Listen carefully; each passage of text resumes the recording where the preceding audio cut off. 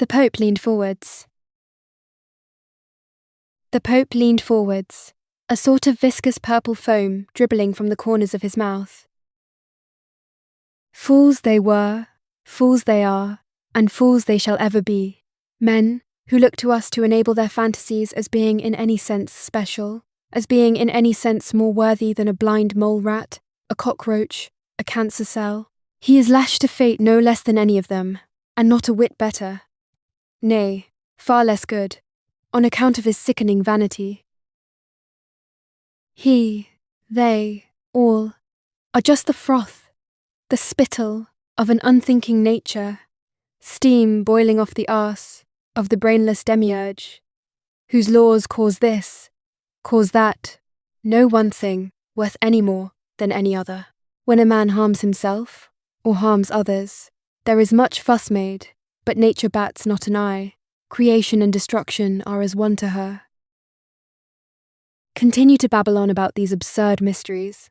They are useful, they enrich us, they keep us much in the rabble's mind, fill their puny minds with awe, respect, the notion that they are part of something noble, even eternal, in any event, far bigger than themselves. It is indeed true that they are a part of something far bigger than themselves, nature, which cares not whether they strut about congratulating themselves on their spirituality and wisdom, or are hung from a meat hook in a factory farm. In point of fact, it very much seems that she prefers the latter, and that the most barbarous, abominable monsters in human history are, to her, its greatest heroes. And, let's be honest, the ignorant people very much sense this as well. They are still very happy to talk and think about Neros, Genghis Khans, Hitlers. Those whom they describe as virtuous cause them only to fall into apathetic stupors. There is a part of them that knows full well that we deal only in lies and machinations, that the ashes and soil from whence they arose and to which they shall return are every bit as important to nature as all the pompous nonsense that comes out of their mouths and pens. Every bit of rubbish we tell them serves only to prop them up in their own eyes, to make them seem, to themselves, better than those around them. And this is nature's most basic law, that, at the end of the day, we care only about ourselves, and about no others. When we claim, or some of us claim, that we care about others, we reveal only that we care about the way those others cause us to feel. That is the long and the short of it. Every priest has known this since the dawn of history. We deal in lies, lies which enrich us, and enable us to molest and abuse the ignorant rabble, at the same time that they are soothed by them. Every guru, monk, rabbi, they all know this perfectly well. It is their stock and trade, they are highway robbers, and nonsense is their arsenal, the weapon with which they rob, pillage, and wreak havoc. You ask if I, and people in my employ, who do my bidding, and who are privy to what it is, we do feel remorse. Such a silly question. Once the scales have fallen from your eyes, to deceive, to manipulate, to rob, these things become virtues in a cold, barren universe, which operates only in accordance with its cold, barren laws. One revels in it. One feels part of a larger, transcendent reality, the reality of evil. We are evil, and are proud to be so, for in so being, we reflect what the world is, at bottom, and encourage that reality to flourish. Look to, and in that pond, the most lovely of surfaces, a holocaust, beneath. Look to the dust mites on your face, on your pillowcase. Look to the brutal wars apace, every moment in your bloodstream. Look to your marriage. Look to your friends. Look to the cashier at the drugstore, who would be a Nero had he or she the opportunity. Look to yourself, who would be he as well, in a heartbeat. In a heart beaten and dragged out of its owner, stomped upon, dragged through the dirt, and fed to whatever rodent was sufficiently famished to gorge itself upon it. Look most to the women, the mothers, daughters, siblings, their tongues wagging, their daggers constantly poised, redolent of fetid swamps, harbouring blind anacondas, devouring helpless crocodiles, who themselves, but a moment ago, had dragged a child or man from the shores, and shook him violently as it began to devour him, much to the delight of that pampered aristocratic lady who had borne him, and who now sat by the waters, that babbled on all about the execution taking place within them, fanning herself, pouting, and contemplating ways in which to further deceive, and eventually disembowel her husband, the Count. Look to their wombs, which dry into a putrid cesspool of useless filth midway through their journey through life, although they are, as a rule, more than happy to soldier on into their future bodies of wrinkled leather, their voices having become those of eviscerated ravens, their souls intent on only the basest of pleasures and the most venomous of treacheries. Recall how they suckled the grovelling, grasping turds which shot out from between their thighs all those years ago, in disgust, in anticipation of formula or of their wet nurse, in deepest resentment for the hell they were in, and for the many hells to come. Adopting the pose of pre-Raphaelite angels, they looked smugly down upon their charges, delighting in the infamies they were soon to inflict upon them. For what is heaven other than the joy of looking down? Barring that pleasure, of happiness there can be none. They are the fractious, fractal offshoots of the heartless mother herself, the one who spews her creation everywhere, she who pisses and shits it upon globe after globe, here and throughout the miserable universe of which she is landlord, delighting in the pissing, in the shitting, though remaining certain that the persecution and devastation of those creations will afford her, and them, infinitely more delight, to procreate, to nurture. Those are the properties and behaviours of those who would call themselves virtuous. They are not remotely virtuous. They are nauseating abominations, spewing themselves, their spunk, their excrement, their children into a world which is already overrun with far more than enough of their filth and of their kind. A noble mother! Ah, it is so rarely that we find one, but when we do, rest assured, they are juggling infants on pitchforks and bathing in the blood of innocents. Such creatures, such marvels, would that the demiurge were not a blind beast, subject to laws. Would that we could implore him to set loose a race of billions of harpies, such as these, on the face of this globe, and of every other, delicious, deeply bloodthirsty Amazons, never satisfied with the murder of a few, with drinking the blood and eating the hearts of only her own children, rather, bent on the destruction of all creatures, of all things, of the universe itself. In this she shall never succeed, but her attempt is nature's most luscious and voluptuous flower, its culmination and consummation, the glorious, corpse-heaped crown of creation.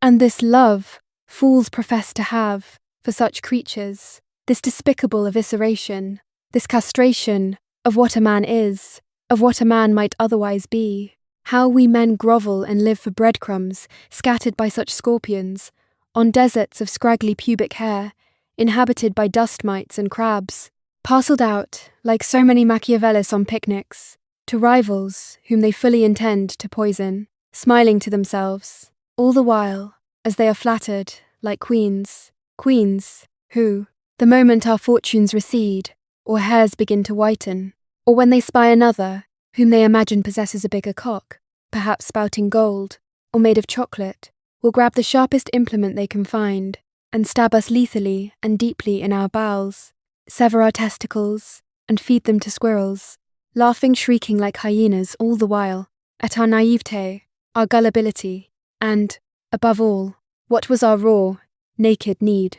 Needs which cause fools, such as we are, to ascribe to these harpies charms which a Petrarch could not have imagined.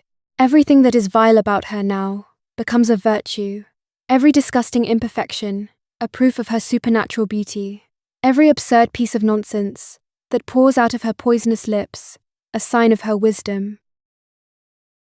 Yet wisdom she does possess, and of a sort so murderous that any thinking man will not allow himself to entertain even the faintest notion of this love of which the fools babble on endlessly about in their idiotic songs and poems and entertainments, designed only to hoodwink morons into the perfidious, putrid Ponzi scheme of procreation, Closer inspection inevitably eats away at this foul illusion, erodes it, until what had been, up till then, adoration is now the purest horror, contempt, and hatred. One finally begins to realize that this is a creature who reliably, and without fail, turns what might have been one's good humor into the foulest disrepair. A creature who possesses no curiosity, no humor, no sense of awe or wonder, who has only the wish to enslave some poor man, in order that he shoot spunk into that pustule-filled tunnel of spunk between her thighs, and, hence, provide her with a crotch turd, which she can then hatch, with and by whom she can soothe herself, tell herself that there is some reason for her existence on this shithole planet, that is to say, that this earthworm now sucking at her mangled, deformed tit is a sign that she need not loathe herself, that she is a something, a legend, an angel spinning threads of eternity through time and space, a hole through which divinity has poured itself, like an arsenic-laced discount liqueur guzzled by a drunken demiurge on a fourth-rate comet, careening through some butthole of a solar system in the not even armpit of a perfectly undistinguished galaxy, spinning its way towards a collision with another, which will swallow it without a burp or a thought, in a pointless, finite, death-driven universe. The fool's dick snaps to attention, sings a love song of Schubert, or, more likely, of some talentless nitwit of his contemporary acquaintance, is tugged along by this ethereal, crotch, turd, yearning, begging, shrieking to be born, and shoved into a malodorous, skanky hole of the Komodo dragon whom he now embraces, and who is hell-bent on ripping those genitals off, in a single vicious bite, once their contents have warmed the venomous eggs festering in her polluted womb. Had these foolish men the meagerest of imaginations, they would have known, seen, recoiled in horror from what they would soon realize was that fetid cesspool sitting between those thighs, that rancid canyon, poised to cast out dozens more worms, if it's given the opportunity. And that casting, do picture it. Picture this treasure, this angel, this gelatinous, screaming blob of squirming, pus, and mucus-filled flesh, pushed out of that hole which you a moment ago worshipped as if it were the altar upon which lay your deepest desires and joys. This putrid, stinking gulf, where those two, mismatched, wrinkled, saggy, stubby thighs meet in a tangle of perfectly disgusting, matted hairs which shoot this way and that, a forest of foul lichens, of pestiferous moss, so unseemly that were you to see it on a forest floor, you would kick it away contemptuously, after having pissed on it. And what of those flaccid bags of meat, those misshapen, wrinkled globes of swaying flesh, with their never-matching, bizarrely misshapen nipples, which, when closely inspected, are things of the purest horror, meant only to deceive and entice you now, in order that they might squirt scum into the greedy mouths of stench-filled turds months later? But no, perhaps it is that other side of her, where her most delightful charms are to be found, in those two mountainous bowls of stinking, discoloured viands, hovering over and sheltering that foul, rancid hole, from which pours shit of a sort with which you are more than a little familiar, for you yourself have become this shit, a shit which she herself can mould and ply into a slave of her own invention, to debase and discard as she wishes. Ah, no, 'tis not the body you worship, but of course, it is her delicate, noble, angelic soul, or so it seems to you, up until that moment when your spunk spills, and your idiotic swooning has ceased, and you are faced with the lies, the shrewish, scolding tongue, that God-forsaken voice of a shrieking cat, the pettiness, spitefulness, nagging, the infinite stupidity, the whorish machinations cloaked in paper-thin protestations of prudery, the cawing of ravens, the stinging of scorpions, the eviscerations and soul murders of which she is such a master. Ah, 'tis these things you cherish. And if and when you have been thus caught, dragged into the web of her machinations, of assisting her in the spawning of some future piece of filth, which shall walk the earth, thanks to your imprudence and naivete, when you now see what it is she had been all along, how she had planned this from the start, whether she was aware of it consciously or not, how her character and essence was and is nothing other than a Venus flytrap designed to entice and then destroy you. When this it is that you have come to see clearly, you will either sink into the most hopeless despondency, or, after a period of the blindest rage, sometimes culminating in the awful revenge, enter that clear-sighted state of wisdom in which women appear to you as what they are: abominations, scourges, the very worst of the earth's most foul pestilences. And so, my friends, to what do we now turn our thoughts to, pray tell? Perhaps you've dodged that bullet, or perhaps, having been shot, you are soldiering on. As what? As whom?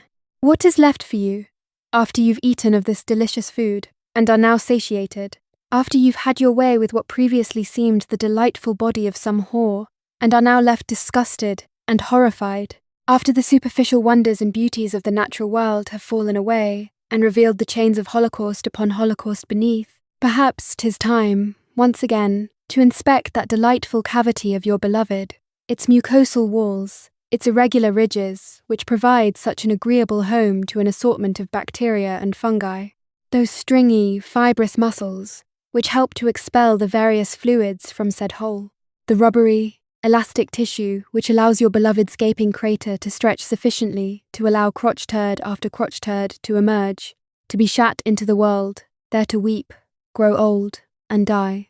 All those asymmetrical folds of skin, in all their blubbery riot, at times seemingly sufficiently ambitious to cover the beloved gash itself, that hole up top, through which your angel pisses.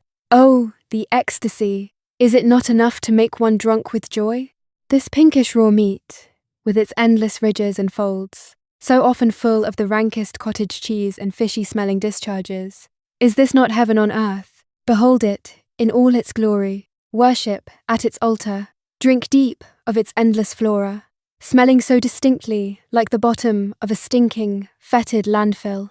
Let its odour intoxicate you with memories, dreams, hopes, a veritable Madeleine of Proust, in need of 1,000 douches and antibiotic regimens, yet, nevertheless, divine, because it is hers.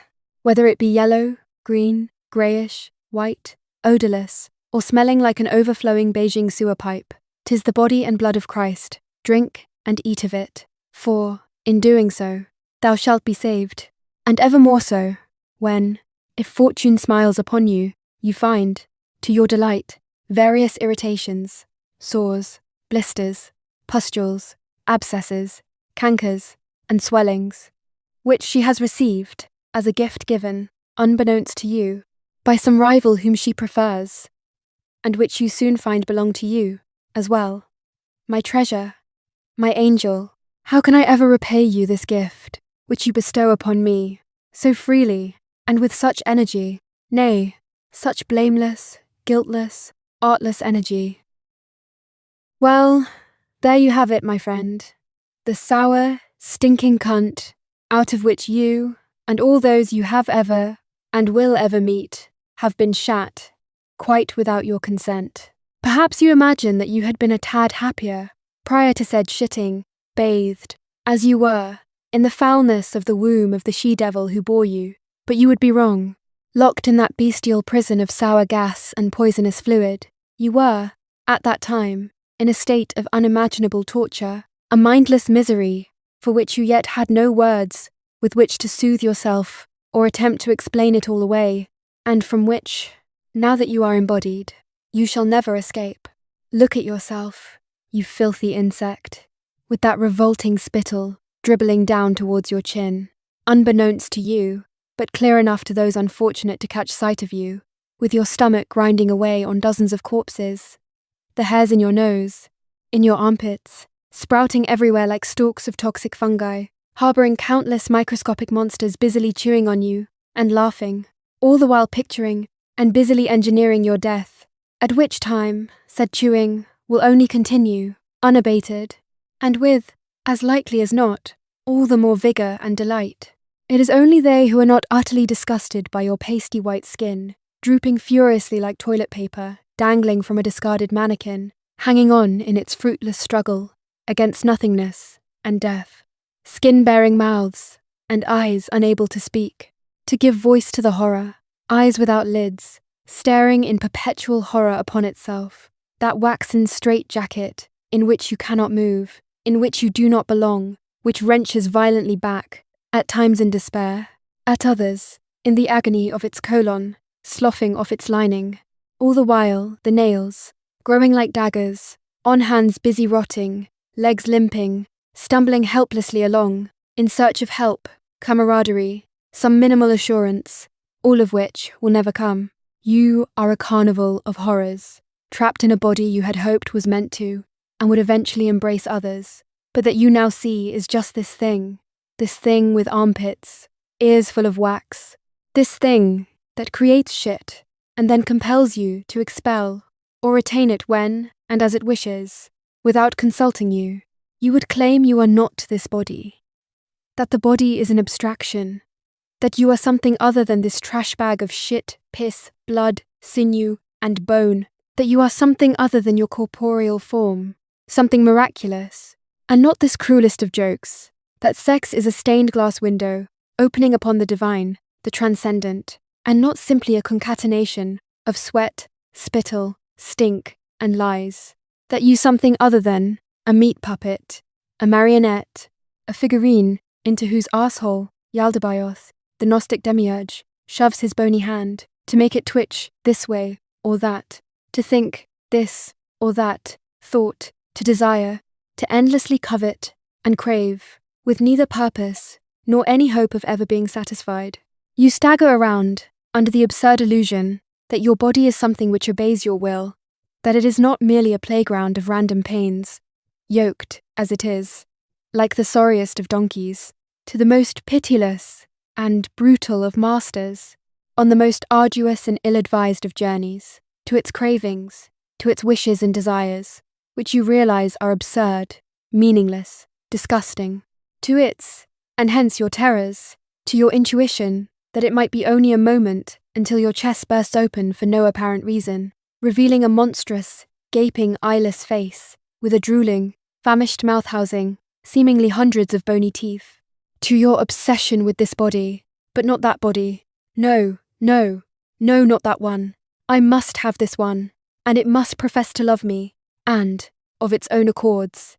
That is what shall most certainly put things right. But this we have discussed, above, more than sufficiently.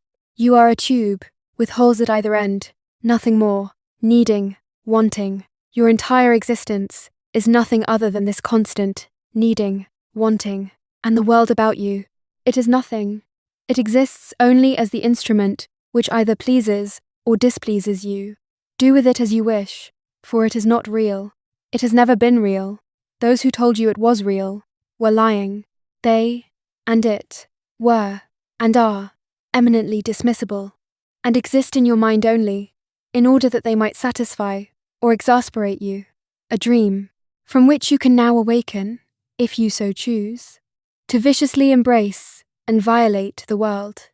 In what is, it must be admitted, only another dream, but this latter dream is one in which you are now God himself, both chess master and board, all its players subservient only to you, existing only as puppets with which you can do as you please, which you are free to make of what you will, that you can embrace, cast away, ignore, treat with toleration or contempt, as the spirit moves you, who exist only as much as that curious being, in some half-forgotten dream, who emerged from shadows and fog and began to strut about, as if he mattered, was known to you, deserved this or that, but who, in reality, was no more than a puff of smoke, with less reality than an earthworm, a chimera, whom you might just as well impale on a harpoon, as have a satisfying conversation, a ghost, as are they all, those at the shop, in the park, who claim to care, though they surely don't,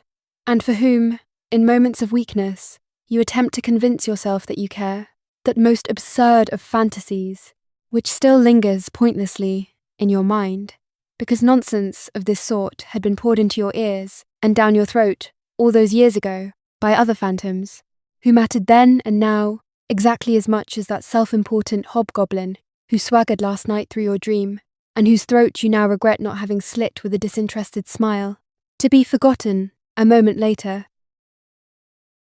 We are alone, caged within ourselves, at the same time that this solitude, this transcendental solipsism, is the ultimate freedom. The play within our minds is vast, is infinite.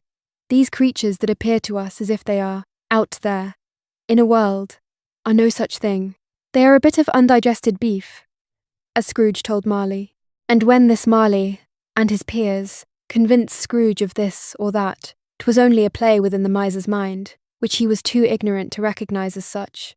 This world one sees, in which one appears to move about, is but a panopticon of one's own invention, in which the entertainments, punishments, and pleasures one ascribes to things, to persons, to nature, are nothing other than the echoes in one's own mind of a previous vibration, itself an echo, and on, into the primordial mists of a nothingness from which it all arose, and to which it is presently speeding, borne on a raging sea of desires, compelled to live in a prison of one's own invention, for the world is nothing other than that, penned in this prison, yoked to these desires, we wish to change what seems to us some undesirable thing or situation, which we have, in fact, created, and are now, without knowing it, involuntarily discovering ways to circumvent. Our fears and hopes melt into one another, into joys and disappointments, and 1,000 other things, sensations and feelings in the space of an hour, nay, in the space of a minute, like crickets thrown over a waterfall, morphing into butterflies and scorpions, and back again, in an eye blink. One's memory of an earlier time, nay, of an earlier moment, belonging to that self-same day, is a history of some other person, who thought himself momentarily stable, as you do now, although you ought know better, for you have been drowned in this vortex, sucked into this abyss, and spat out again, unrecognizable, an infinite number of times. You are filled with this hunger, this passion, this disgust, this longing, this boredom, this rage, this despair, and poof, you are another, with suddenly another set of no less absurd preoccupations and assumptions, which have about as much connection to those of that fellow of but a moment ago, as the musings of a ferret have to those of a Komodo dragon. To be a brain in a vat, such as we are, is no ignoble thing. It is contemptible only to wish it to be otherwise, to pine for the love of another, who exists only in one's own mind. This is not some despicable stoic nonsense, for the wise man does nothing other than to give free rein to his passions, to mount and ride them like a stallion in a whirlwind. Yes, they are phantoms which you are chasing, and what of it? Do you not enjoy your dreams? Are you not God himself in those dreams, be they wonderful or nightmarish? Do you not feel ecstasies, shudder in horror, writhe in anticipation over characters in novels, to whom you feel infinitely closer than to those phantoms that walk around that world which is also of your own invention? But it is all the same, my friend, exactly the same. Absurd, wonderful, revolting, fantastic, contemptible. This life, it is not rounded by a little sleep. It is this sleep, nothing other. You are dreaming yourself. You are dreaming your body, the world, all of it. And so, do with it as you like, as your character demands, as it whispers, and at times bellows, into your ears. Fuck, kill, poison, eviscerate. And if you find yourself doing something as execrable and absurd as to love another, do recall that this absurdity is taking place in only one location, in your bowels, which themselves are a thing of your own invention. She is not out there. She is you, and only you. I've gone far afield from any semblance of my papal role, for that role, as I have said, is one in which I say all this only to myself, in a dream in which you appear, you, who are nothing other than illusion with whom I presently dally to entertain myself, for there is nothing else to do in this vacuum, in this black hole, in this one-horse universe, which is, and has ever been, only myself. It is of no concern whether this self is the self of the purest and most naked solipsism, or that which is portrayed in the fairy tales of the Upanishads, or those of George Berkeley, we haven't the faintest clue whether this world is our dream alone, or if, rather, we are only a bit of that world, dreaming itself. You will say that Tom, Dick, and Harry observe the very same tree as I, and hence claim a material reality for that world. And yet, do they not do every bit as much in my dream? And so they appear to now, as well, whether, when I feel as if I am awake, I dream still, or I am simply a dream persona in some cosmic mind. I do not give a fig, which is the case, nor should you. Your loves, enemies, passions, griefs, concern nothing other than yourself, are merely your inner eye, landing upon a part of yourself, which had been to you previously opaque. They have naught to do with what a foolish man considers others, or this or that, out there, in a world, which, were he wiser, he would recognize as existing only in himself. Those others with whom you converse, or whom you read, are, for the most part, the most virulent of distractions, from the love of oneself, in quiet solitude, in whose environs bubble up what is best and most joyful in us. They are parts of you best ignored, bits of snot on tissue paper, which you regret examining for too long a time, when you should have simply immediately discarded them. And yet there can be that occasional unicorn, that exceptional encounter with what is ultimately oneself, though it appears to be in the words and minds of others, a bolt of lightning, which illumines the sky, a sky which was there within you, all along, but which the dreaming earth had heretofore hidden from you. And it is at such times that you are entranced by a piece of music, a work of visual art, of literature, a natural scene, a word or words from a beloved friend, all of which was within you prior to any awareness of it, or of them, on your part, prior to your birth, which was nothing other than the birth of the world, which you see around you, and is yourself, that unknown country from which your own thoughts and words emerge, that too is, and was, you, and only you, all along. And so, with these mirages, phantasms, these fancies which you, in your naivete, deem persons, things, events, you may do as you please, for the only law the wise man follows is that of his own pleasure. He regards the sufferings of others as not only of no consequence, but as things to enjoy, as entertainments, and knows that any pangs of ridiculous conscience or empathy which stir in him are but echoes of this or that bit of nonsense drummed into his unwilling ears as a child who was far more content to pull the hair of little girls, to throw rocks at them, to pull the wings off butterflies, and terrorize small reptiles. A pure child, a thing of nature. But let us not stop there, for it is our own suffering which is most delicious to us, when we feel said suffering as only our own, neither belonging to, nor experienced by another, when we do not ascribe said suffering to some dream persona we have invented, some fantasy extrinsic to ourselves which is nothing other than ourselves. This is the purest of delights and exhilarations it is possible for a man to know. The delicious tastes and aromas of betrayal, rejection, physical pain, loneliness, boredom, dysphoria, horror, terror, existential torments and tribulations, deepest grief. It is only at these times that one feels most alive, and, indeed, that one feels and is most alive.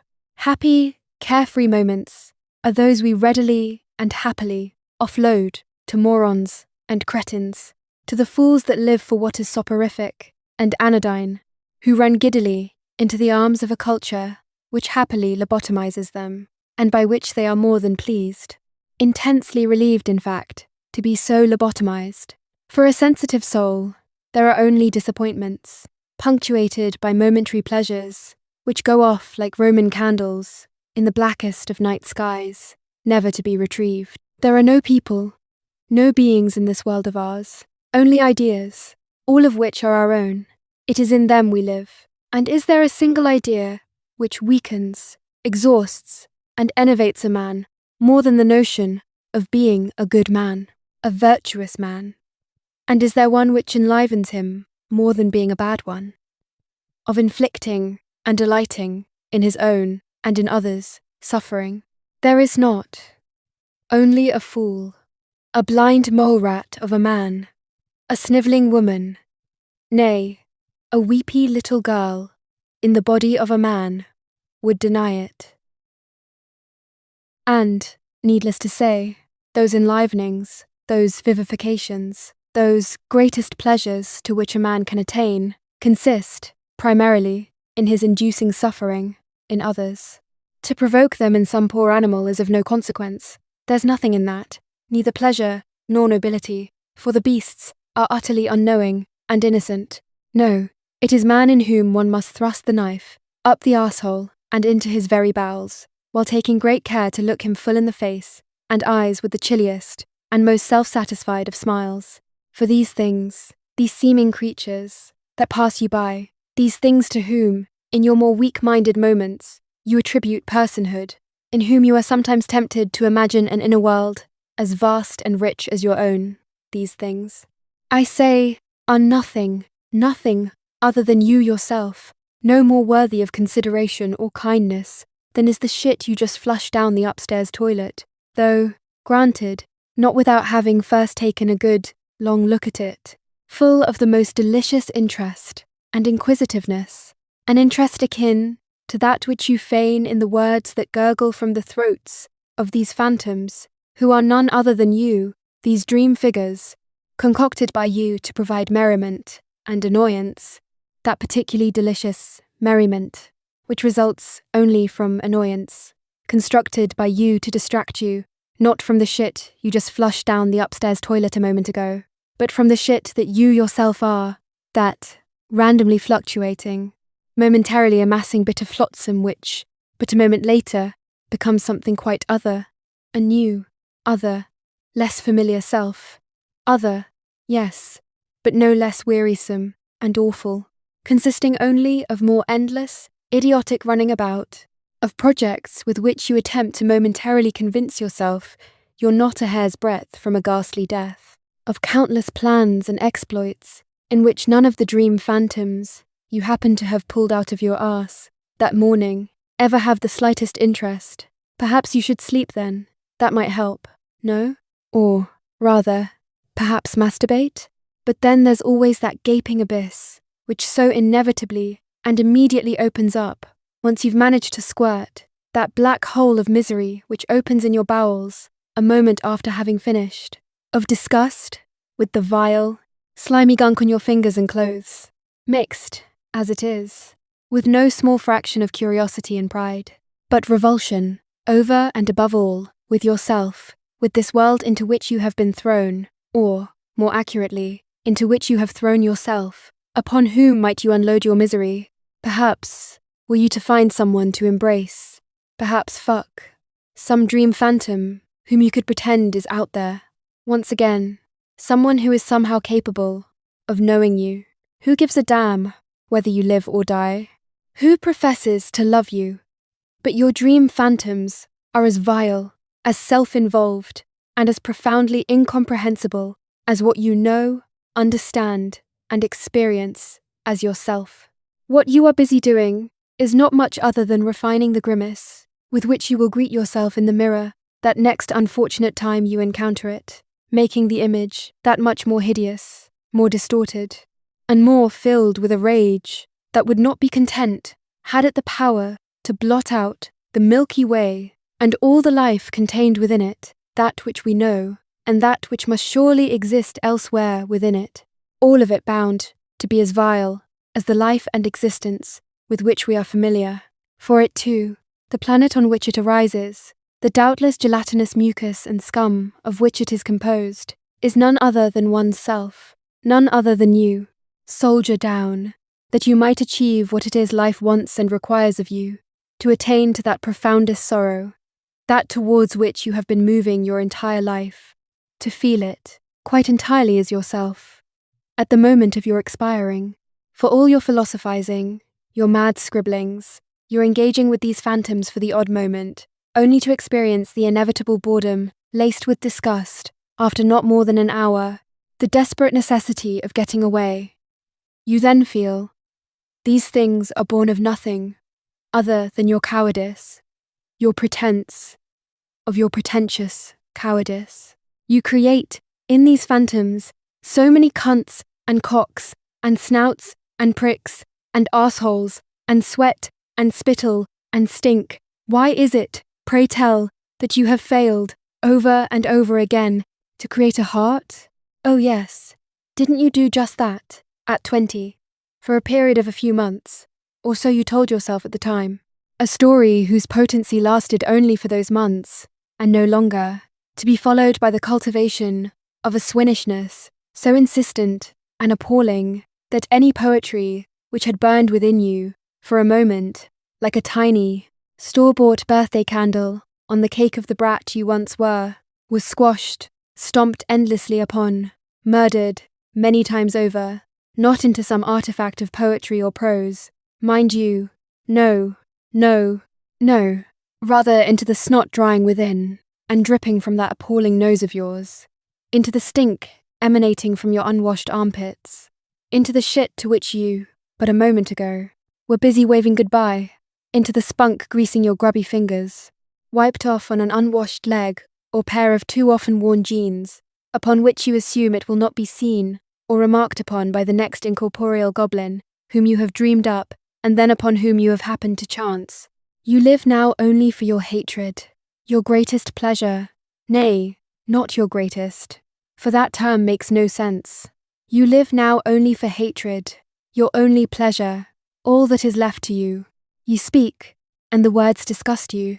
You notice only the vile, slobbery origins of that speech, the worm that is your tongue darting this way and that over a regimen of decaying, brownish teeth, the poisonous spittle moistening your lips, or occasionally sucked back down your gullet, the words bubbling up from a black hole of nothing, some dismal, incomprehensible abyss, which are always a surprise to you, a source of amusement on rare occasions, but more often of horror. You speak, and are diverted from that next inevitably inconsequential thought by the smell of yourself, which you somehow neglected to notice heretofore. This body, this disguise, this meat suit, donned by temporarily aligning viscera, molecules, this body both revolts and is revolting to others and to ourselves. It revolts, first and foremost, against our demand for it to not come immediately apart, to not meet the fate of the shit we just flushed down the upstairs toilet.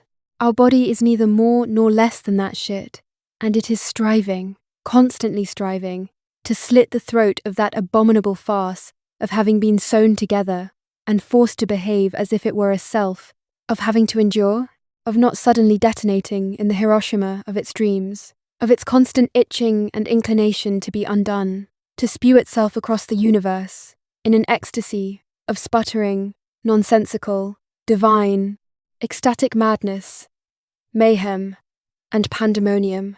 That time will not come in some mysterious, abstract future. It is happening right now, constantly gaining force and increasing its speed. Lie back and enjoy it. Embrace the shit.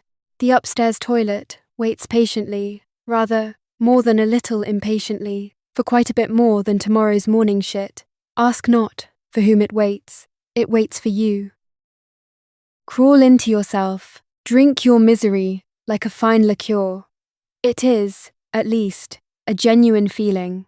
Darkness, the dead, the living, there's nothing to distinguish the one from the other. They are nothing but you, in any case, you being a more random than not assortment of dipshit neurotransmitters, jumping about and across this or that synapse.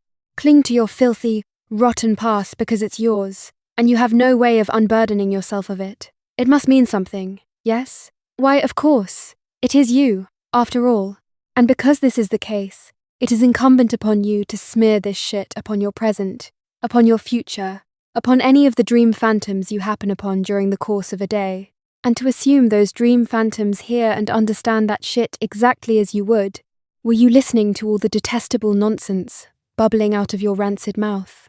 You are a bag of entrails bathed in sauces, cooked in the fires of your self-interest and sadism. Your choices are more than a little constricted. Death, hypocrisy, intoxication, rage, and desire.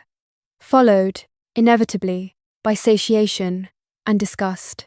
You would ennoble your solitude with fine words, with lie upon lie, with thinking and naming it wisdom, which is, were you to look at yourself momentarily with something other than hypocrisy, nothing other than your infantile grandiosity and solipsism. Although there's something to be said for solipsism, let's not kid ourselves. It's the truth of the world and the only reliable source of our pleasure.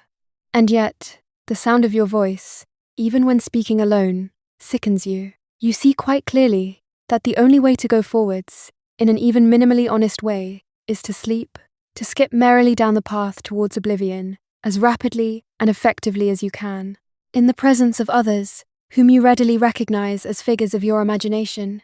You experience only regret, ennui, the brute, barbarous, mind-numbing repetition, the knowledge that you've seen and heard all of this before, on an infinite number of occasions. These very same tunes, counterpoints, and counterfeit improvisations, masquerading as inspiration.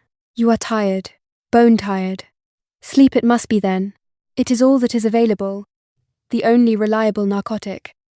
For now, at least. Right and wrong, making a point, even to yourself, these things mean nothing to you. All that matters is keeping the din of all these nattering insects who flit about you to a minimum, to stop them from speaking to you and from feigning their interest, when both you and they know full well that their interest is only in themselves. Those selves which, as if in some Alice in Wonderland hall of mirrors, exist only in you. You know full well that when you find yourself in the presence of these beasts, the only way to achieve some sort of temporary ceasefire with them is to shut the fuck up and endure their perpetual pontifications, their beastly verbal monuments to themselves, the shit which flies out of their mouths so reliably and inevitably. For their vanity's sake, you must make yourself the ground beneath them, a mat upon which they can wipe their stinking feet, and while you are forced to endure it, well, you can philosophize, drink deep of the contempt which is boiling in your bowels, or watch yourself from 10,000 miles behind your eyes, while attempting to remain reasonable, so that you are able somehow to not gleefully slit their throats. Those are your options. In addition, you can look at them as they truly are, bodies, nothing but bodies. And what are bodies? They are, every last one of them, horrid, creaturely, existentially terrifying, disgusting, poisonous, comical, graceless, and poised on a hatpin above the charnel house, a source of much potential amusement. And the longer you stare, the more creaturely and unreal the being upon whom you gaze becomes, and, necessarily, the more creaturely and unreal you yourself become. In that particular moment, which is pressed against an eternity of equally stupid moments, each of which looks upon the other with utter incomprehension, just as you look upon that creature, time, as confused a jumble as space now, moments pressed against moments, like cheese against bread against meat in that disgusting stomach of yours, like words against words spoken to that beast upon whom your gaze has now alighted, like breath upon air, hatred upon mystification and confusion, and, all the while, the inevitable wish to impale the universe on a dagger forged of spite. Misanthropy is the least of it. The world is a mistake.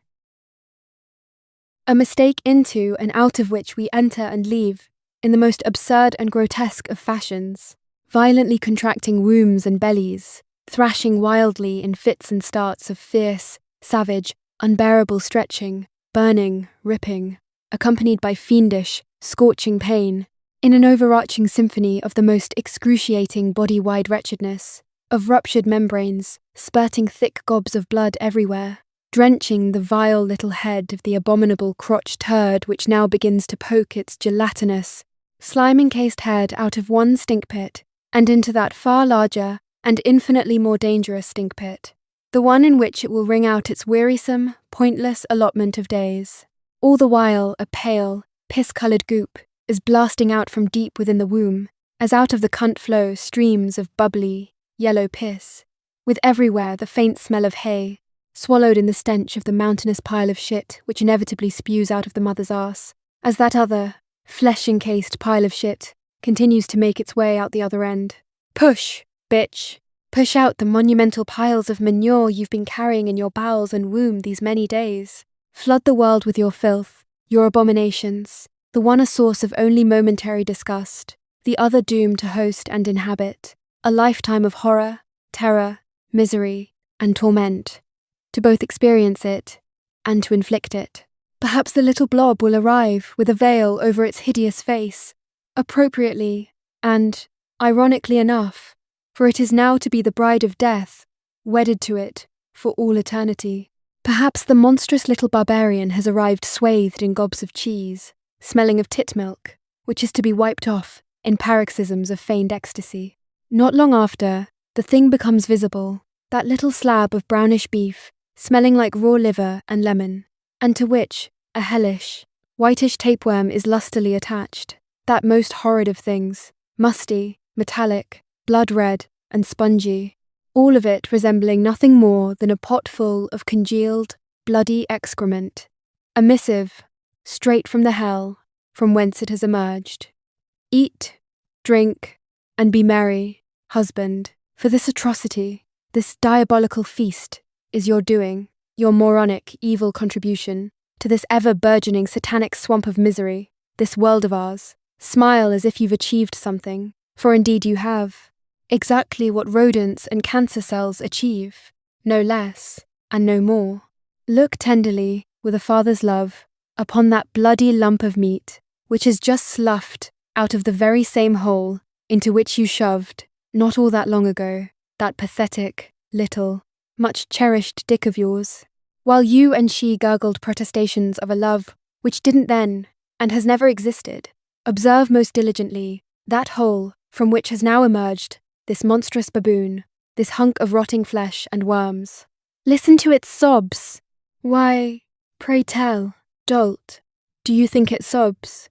Watch it pulsate, as you pretend this horror on which your eyes now feast does not make your bowels quake in terror, as it does the mother, who has become unrecognizable, busy, as she is, clutching her mucus-filled larva to her chest, while simultaneously realizing both that her life is finished, for it is now to be devoted only to the care of this evil, insatiable gremlin, and, moreover, that you are now quite beside the point.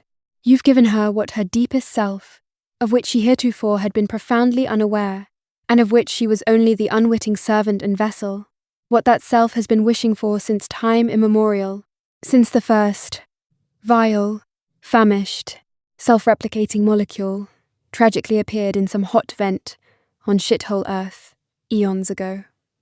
You are now to be discarded. You have now become, implicitly, explicitly, and officially, a nothing, a thing to be, depending on the mother's pleasure at this or that moment, a thing only to be plundered, swindled, pillaged, and sloughed off with a wave of contempt. But no matter, in a period of only a few decades, this will play out in quite predictable ways that will make this momentarily monstrous scene a very minor nightmare in the grand scheme of things, the silliest and most meaningless of dreams from which you shall never awaken. You'll be lying in a ditch of one kind or another, your eyes gradually clouding, your skin pale, your temperature falling, your blood rushing to your lower extremities as you stiffen and begin to putrefy. The stench will be beyond comprehension, but you'll not notice it. Putrefaction, maggots, skeleton, fossil, dust, cloud, rain, rinse, repeat. The shit show must go on, and so it shall. You've played not even a bit part. No one has, or ever could have. Dreams, Amelia. The false alarms of lives, which never should have been. And in between, for you, for that beastly, sweating, weeping, now hideous wife of yours, for that monstrous piece of once fetal, now fecal shit she's just pushed out from that gaping maw which sits between her veiny, wrinkled thighs, which have now become for you a thing of horror. There is time. Moments of time bouncing against one another, like miserable subatomic particles, forced into a momentary existence by some grandiose madman operating a gargantuan, labyrinthine supercollider far beneath the earth. Those moments would scurry back into a timeless void, just as readily and eagerly as electrons and quarks, were they allowed to do so. Moments, like lonely soap bubbles, condemned to live alongside one another, for but an instant, in an unalterable cosmic loneliness, helpless, begging only to snap, crackle, and finally pop, to be done with it. And so they do and shall, having lived for the briefest sliver of eternity in a horrid hell, as we do and shall. It is no different for us. Infinite moments, infinite universes, all weeping, helpless, screaming, unheard by their neighbours, eviscerated by their loneliness and solitude, who appear and disappear exactly as they, abominations coughed up by a sadistic and quite mad demiurge, whose laughter is the thing to which those hopelessly solitary moments and beings are privy, hateful, cruel laughter, ear-splitting, soul-crushing laughter. Listen, surely you hear it too? Of course you do. You feel the sadness. It is immense within you. All the irreconcilable moments of your life, impossible of any connection, sense, meaning, each a hell which might make of itself a thing of worth, had it the opportunity to connect with, to be known by another. But that has never been, and will never be the case. There is only that damnable laughter from without, and the sobs, the endless sobs, the oceans of tears, from within. There is no world, no time. There is only what you feel, projected into the bubbles of the past, present, and future, and all those whom we pretend to know, who appear to give themselves to us freely, we invariably hate. It is only when they spurn us, or are unavailable, that we crave them. But of course, it is not they whom we crave. We covet only the way the dream of them has made us feel, the way it has distracted us from the torturous boredom and pain of our everyday existence, which assaults on all fronts, and against which we must make sure to erect barriers in the forms of distractions. We wish to murder them all, in either case, more immediately when they make themselves readily available, but no less so when they disappear, betray, or reject us. Longing and disgust are the most intimate of bedfellows, and, more often than not, a threesome ensues, in which murderous thoughts sign onto the erotic play of our inner worlds. And they are delicious, these thoughts, so very delicious. In the doing, yes, but even and ever more so in the imagination. For it is in the imagination of vengeance or, better yet, of cold, unmotivated cruelty that the soul blossoms into a gigantic, blood-red flower, upon which one rides through pink clouds in the most delicious of ecstasies, bludgeoning, terrorizing, oppressing, molesting, mutilating. Ah, it is divine. It is the only thing that is the least bit divine in this rancid, sweltering, blistering furnace into which we have been dumped, against our will, for a series of instants, not a one of which communicates with the other, to snuff out the lives of these beasts, of all life, of the inanimate world, of the sun, the galaxy, the universe. No brutality, no crime could ever suffice, could ever compensate one for the crime of having been dragged into this nightmare world. This catastrophe, this Hiroshima, will envelop us, one and all. But we, that is to say, you and I, care not a whit for that all, only for ourselves. We are concerned only to avenge ourselves of this crime, to silence the laughter, the one who laughs, and his accursed creation, all of it, including, in the very last scene of the final act, and with a pleasure much outstripping the destruction and death wrought by us, up until that moment, ourselves. Needless to say, one murderous moment, rapturous as it might be, cannot ever be meaningful, for meaning, if it existed, which it surely does not, would necessarily rely on a series of moments, one of which would possess some means of knowing, infecting, befriending, becoming another moment. but is, rather, a series of unattached and freely floating spores, never to have the slightest intercourse with what is floating directly adjacent to them, quite unknown, and quite incapable of being known, in the ether. So indeed, then, live for the murderous moment, even moments, though they know not of one another's existence.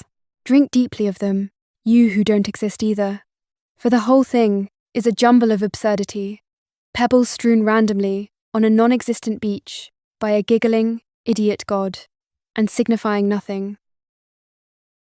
Assaulted by memories, all of which are unreal, torturous, and less than meaningless, our heads become a sort of stale cheese, numb caskets perched upon our necks, as if they were bits of moronic styrofoam, discarded from cheap IKEA furniture packaging, all of which pulls us into an appalling state of stupor and paresthesia, intermittently interrupted by painful hunger and mystification, in which we float through what appears to be the physical world before us, which we, at the same time, know full well is a mirage, nothing more than an unlicked postage stamp buried deep in a drawer full of scraps of letters, to ourselves, to everyone we've ever known, loved, despised, felt nothing for, letters which we never had the patience, motivation, or talent to bring to fruition, much less send, in which we find, as well, perhaps a filthy spoon, which we haven't the slightest wish to clean,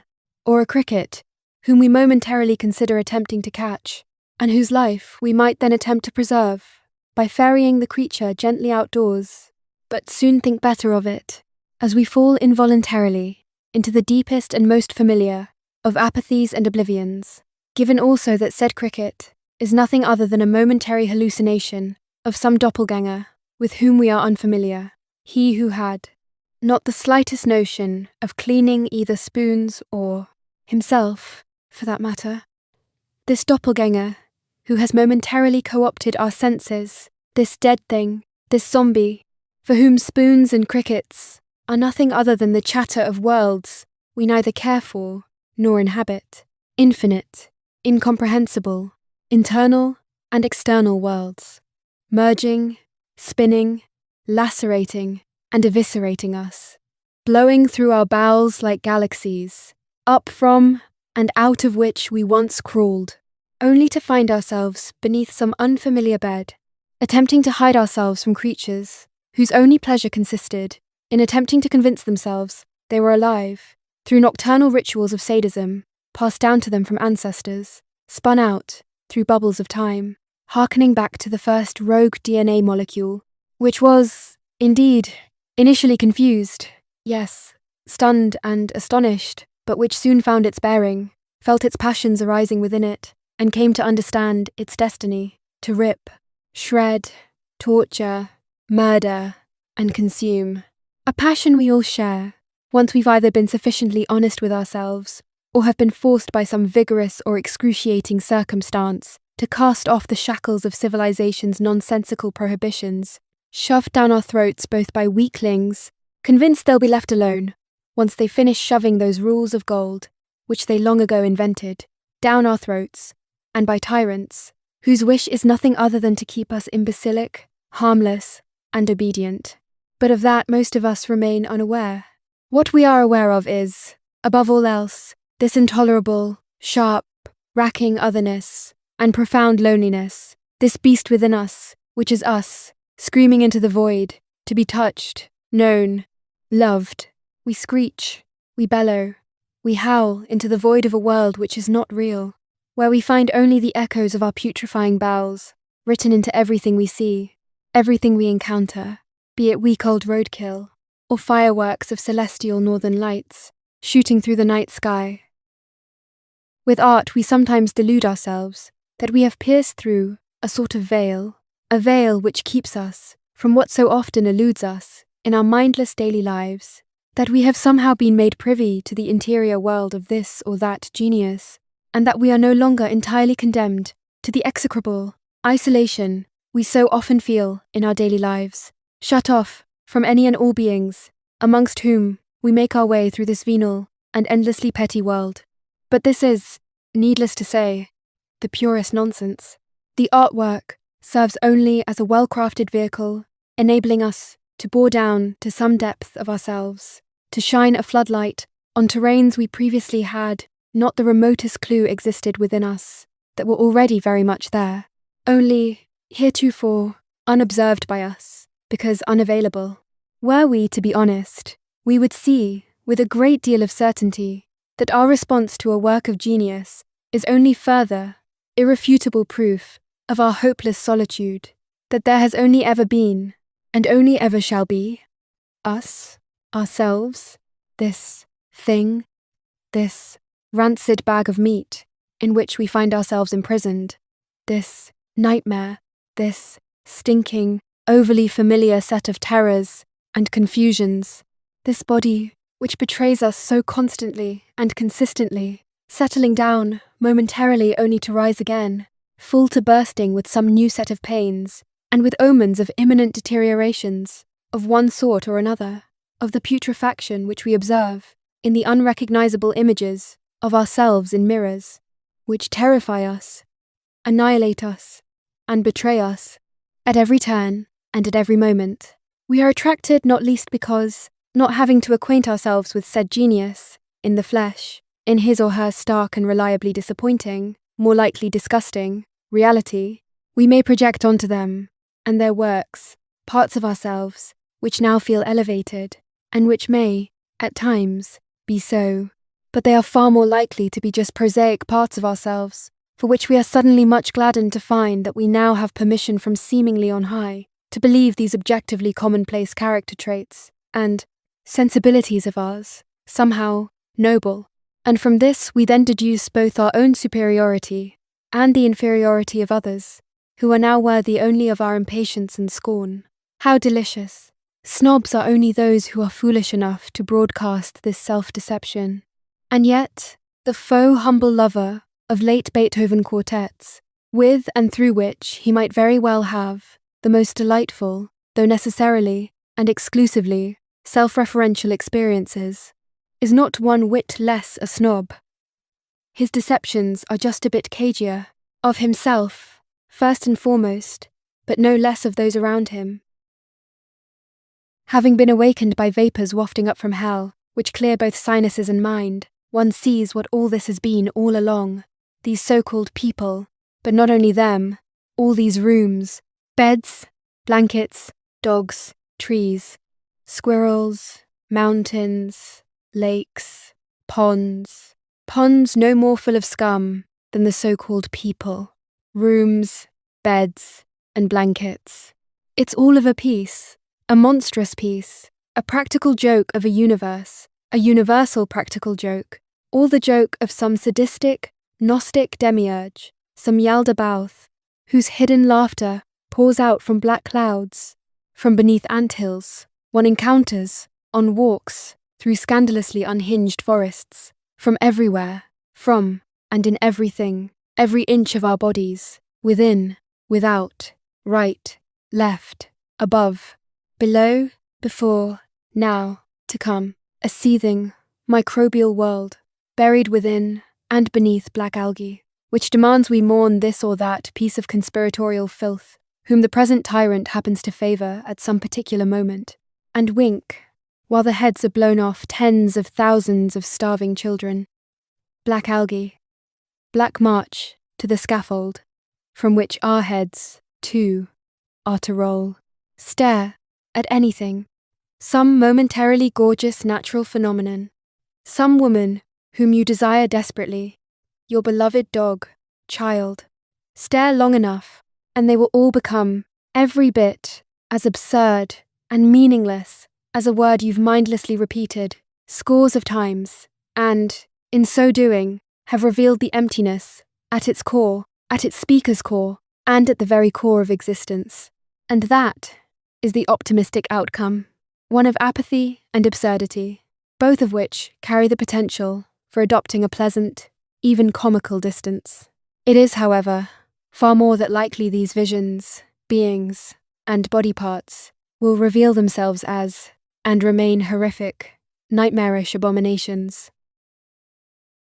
It's all within you, whether it be a harmless, localized rash, or an alarming spot on some internal organ just now revealed in a malevolent scan ordered by your satanic physician, these things were already within you, in your spirit, your soul.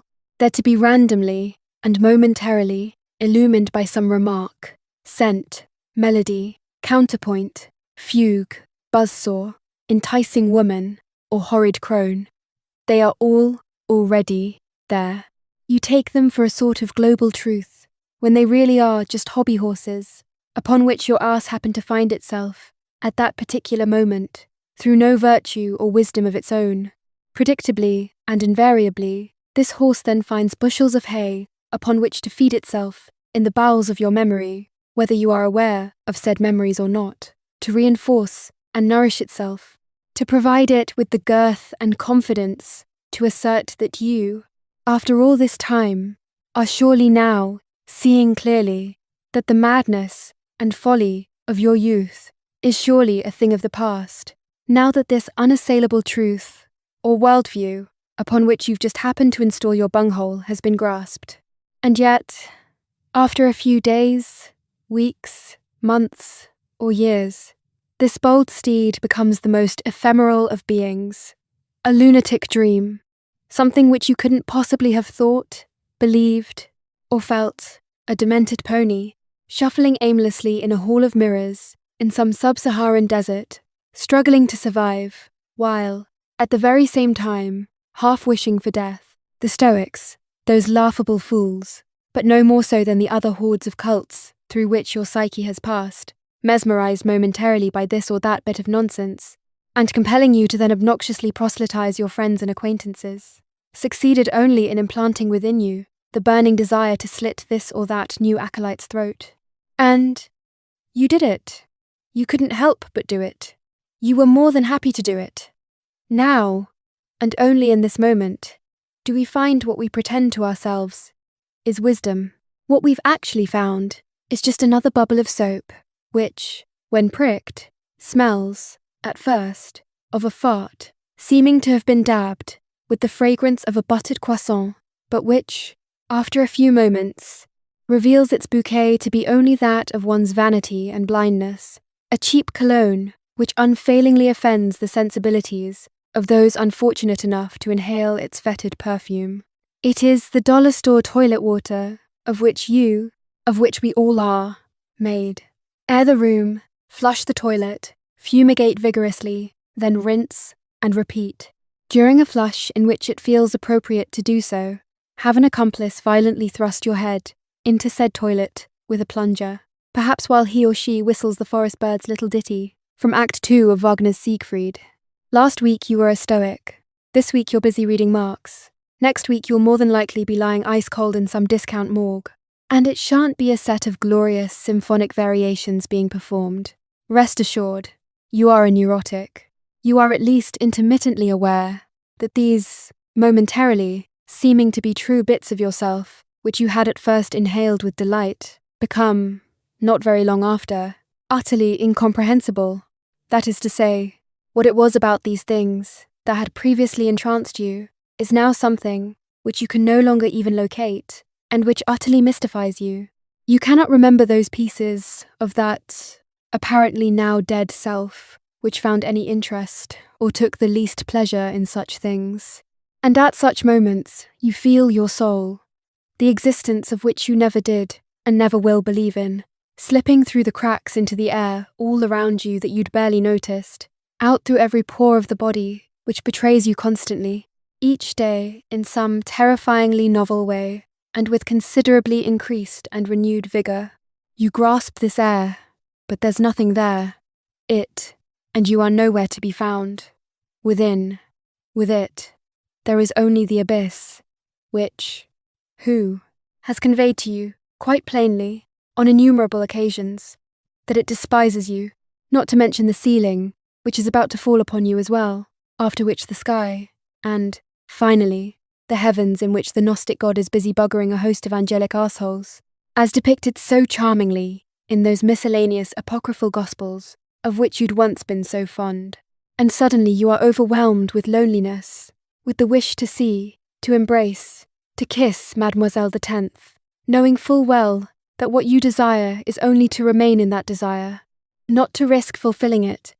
For to see her, to embrace her, to, heaven help us, possess her, would lead only to disappoint, disgust, jealousy, dysphoria, and a host of demons chuckling and cackling the moment the spunk shot out of your body, the moment the interview was over, or simply the very moment you set eyes upon her.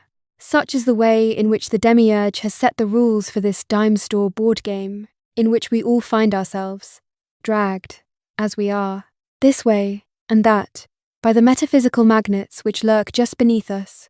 We know not why or how, only that it is so. We are all not very different from those plastic, pint-sized hockey players strutting and fretting upon the plastic fields of arcade games played by children in the bowels and hovels of corrupt capitalist cloisters and community centres, with those despicable smirks pasted on their vile faces, and with the grease of cheap, breaded, fried fowl fermenting in their obese, entitled, boyish bowels. Belief in this sort of, what is most likely entirely metaphysical nonsense, has been a constant in mankind's puny, wretched head since he first roamed the savannas, and, doubtless, well before, we've all experienced things and events which seem to have proceeded from some sort of moral necessity, at the same time that it is clear to most of us that they are nothing of the sort, that they are random, chaotic, and accidental, that even if they are determined, moral necessity has clearly played no part in them. And yet it is more than usual for an elderly person to look back on their lives, whether they have been more pleasant than not, or have contained an appalling preponderance of suffering, to look back and see it all as possessing some sort of instructive, didactic meaning, as if it were all of a piece, a sort of epic, which had to be thus, that in no way could have been otherwise, as if it had all been mapped out, as in a play of the greatest quality, as if, for the individual at least, all the world's a stage, and all the men and women merely players. It's clear to us that a great deal of this arises from the fact that we've been cast into the world with this or that character, which snaps us back upon some predictable road or other, like migrating salmons, tides, or pendulums. We all pursue what is appropriate to the character with which we've been thrown into this shit show. This or that spider spins, this or that web, this or that bear hibernates in such and such a den. This is a simple enough assertion, a truism, if we merely consider the character we've been given, been blessed with, or cursed. And yet the world seems to give us both what we are and what we crave, what we always were, are now, must be, and will die as, what is most correct for a being such as us, not as in what is most soothing or beneficial, rather, what is most correct, in the sense in which the fates of protagonists in epic tragedies are correct. We say things were bound to happen. What does this mean? Is it as simple as that they were bound to happen to such a one as us?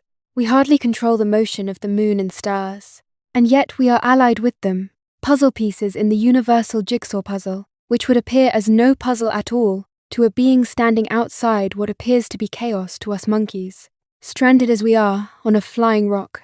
It, and we, might seem the work of a very fine, nay, transcendental artist, one full of wisdom, who sculpts, writes, or composes works with the most astonishing and self-assured technique, one whose foresight is seemingly infinite, and who provides those works with the deepest and most satisfying coherence.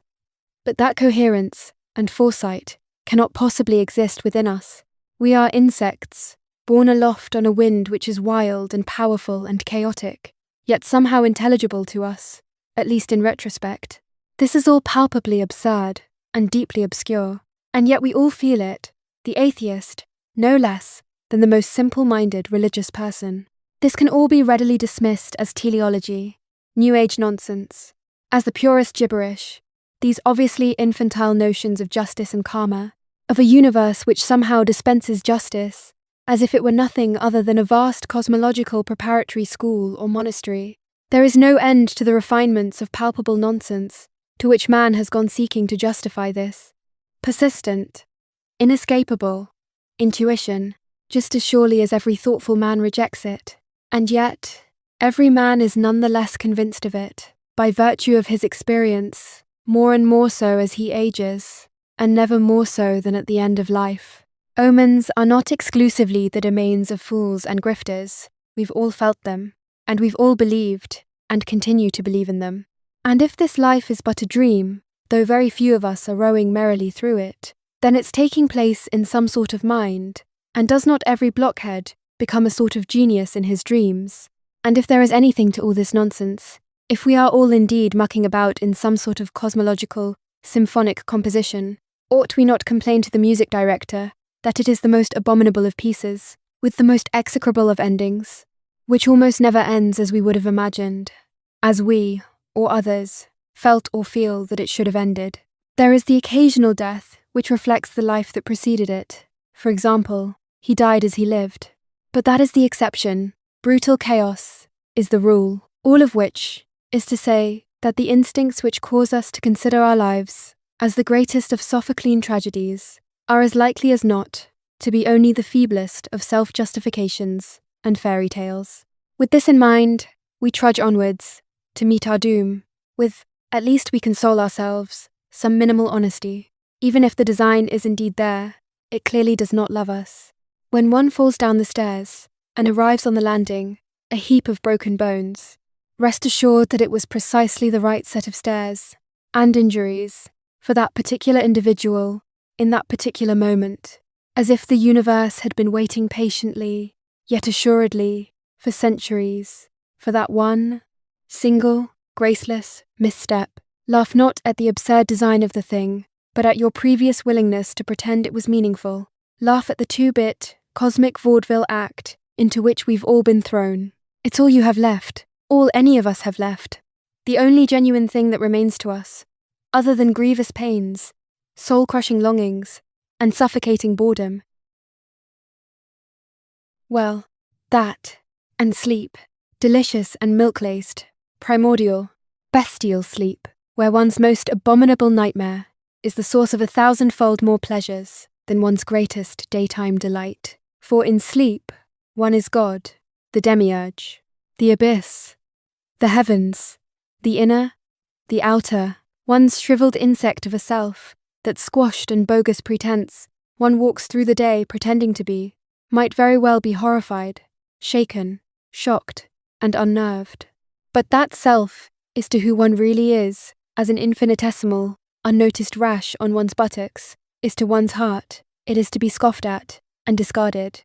And in doing so, one then stands at the Empyrean gates, privy to boundless, drunken eternities of luxurious, winged ecstasies to which one can then abandon oneself, ecstasies of love, of unimaginable cruelties, cruelties to oneself and to one's enemies, many arising simply from the love of cruelty itself, that is to say, lacking the slightest reason, from without.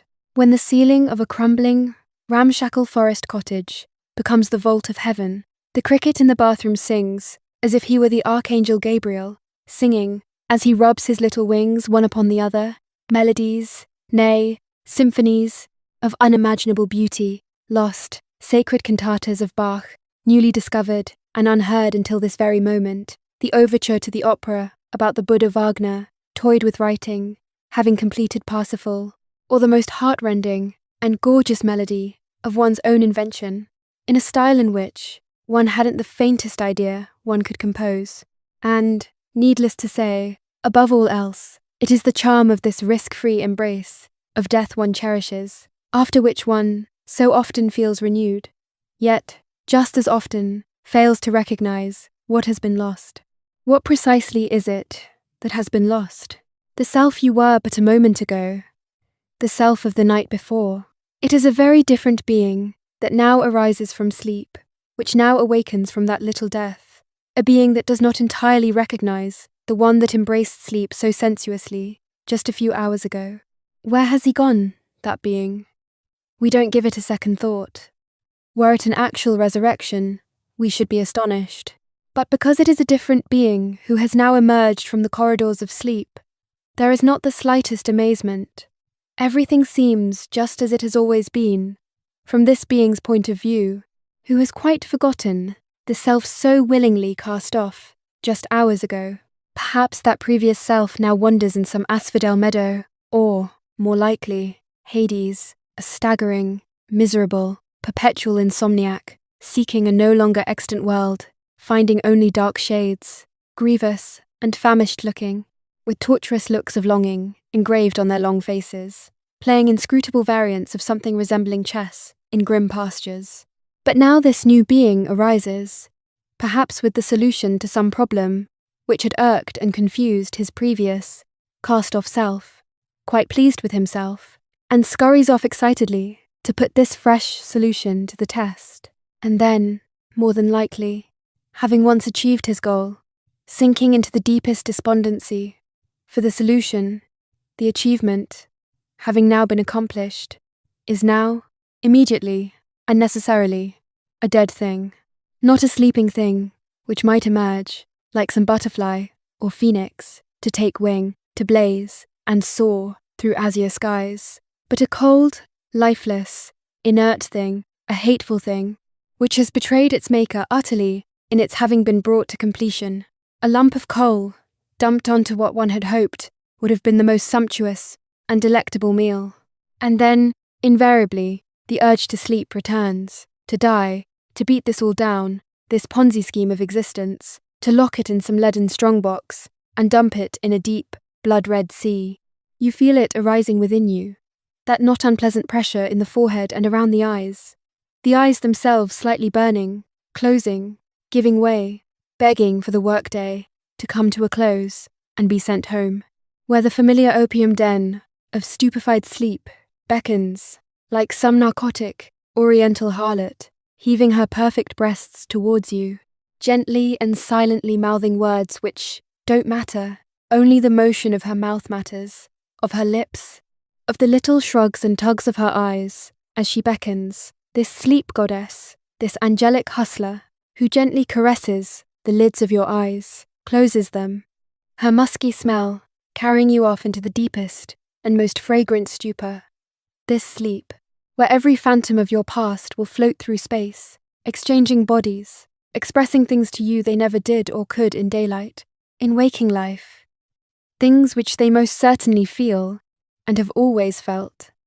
The lover her loathing of you, the always collegial colleague, his wish to slit your throat, the loving mother, her wish that you'd never been born, these opaque, black boxes with whom you've spent a lifetime interacting, these angels now become fiends, but being truly neither, these phantoms who know you as little as you them, but who are only, ultimately, you, the lover and enemy of oneself, the hero and villain of one's life, the one running desperately from pain and boredom, and the one in whom it is created. We do not muddy the waters to make them appear deep. We find ourselves in mud, more precisely, in shit, which we find, to our surprise, and, if we are in the mood for self-pity, to our horror, is not the slightest bit deep, is only a surface, a mirror, in which we perceive the vapidity of ourselves. If one is lucky enough to project some negligible, yet somehow still noble portion of oneself onto another, forgetting not for a moment that that other is merely one's self as well, in a disguise of one's own invention, one is pleased. One might very well then have a sensation of longing, of love, of aesthetic contemplation, or even ecstasy. For a moment, perhaps a few moments, never more, never longer than one's longest physical climax, which is never a matter of any longer than several seconds. And then comes the stunned return to the idiot body, that gaseous, fetid stink pit from which one is destined to escape for never more than an instant. Hell is most certainly other people, as well as all the things of this world, including the creations of those people who live in you. One wearies of them. Why? Because one wearies of nothing more than oneself, and their existence is nothing other than your, and only, your hallucination, the phantasmagorias of a poltergeist who's been thrown into an alien world, who grasps at mirages with arms that are stumps, doomed, rooted to the spot, a withered, dying, nutrient-starved stump of a tree in the world of one's imagination, which never does, other than disappoint, for it creates, desires, and, without fail, falls back upon itself. The slimy, viscous meat puppet, which is the source of that imagination, a grizzled, elderly Sade in the Bastille, conversing with a spider of his own invention. One's bred in circuses can be the scum-filled landfill of contemporary culture, or they can be Keats or Webern, no matter. Either way, one is no less doomed to the hell that is one's self. Condemned all the more, truth to tell. For the clever man is constantly confabulating, and those confabulations are hardly restrained to matters of the intelligence. They very much extend to matters of the heart. It is, in fact, there where they operate most intensively and ruthlessly.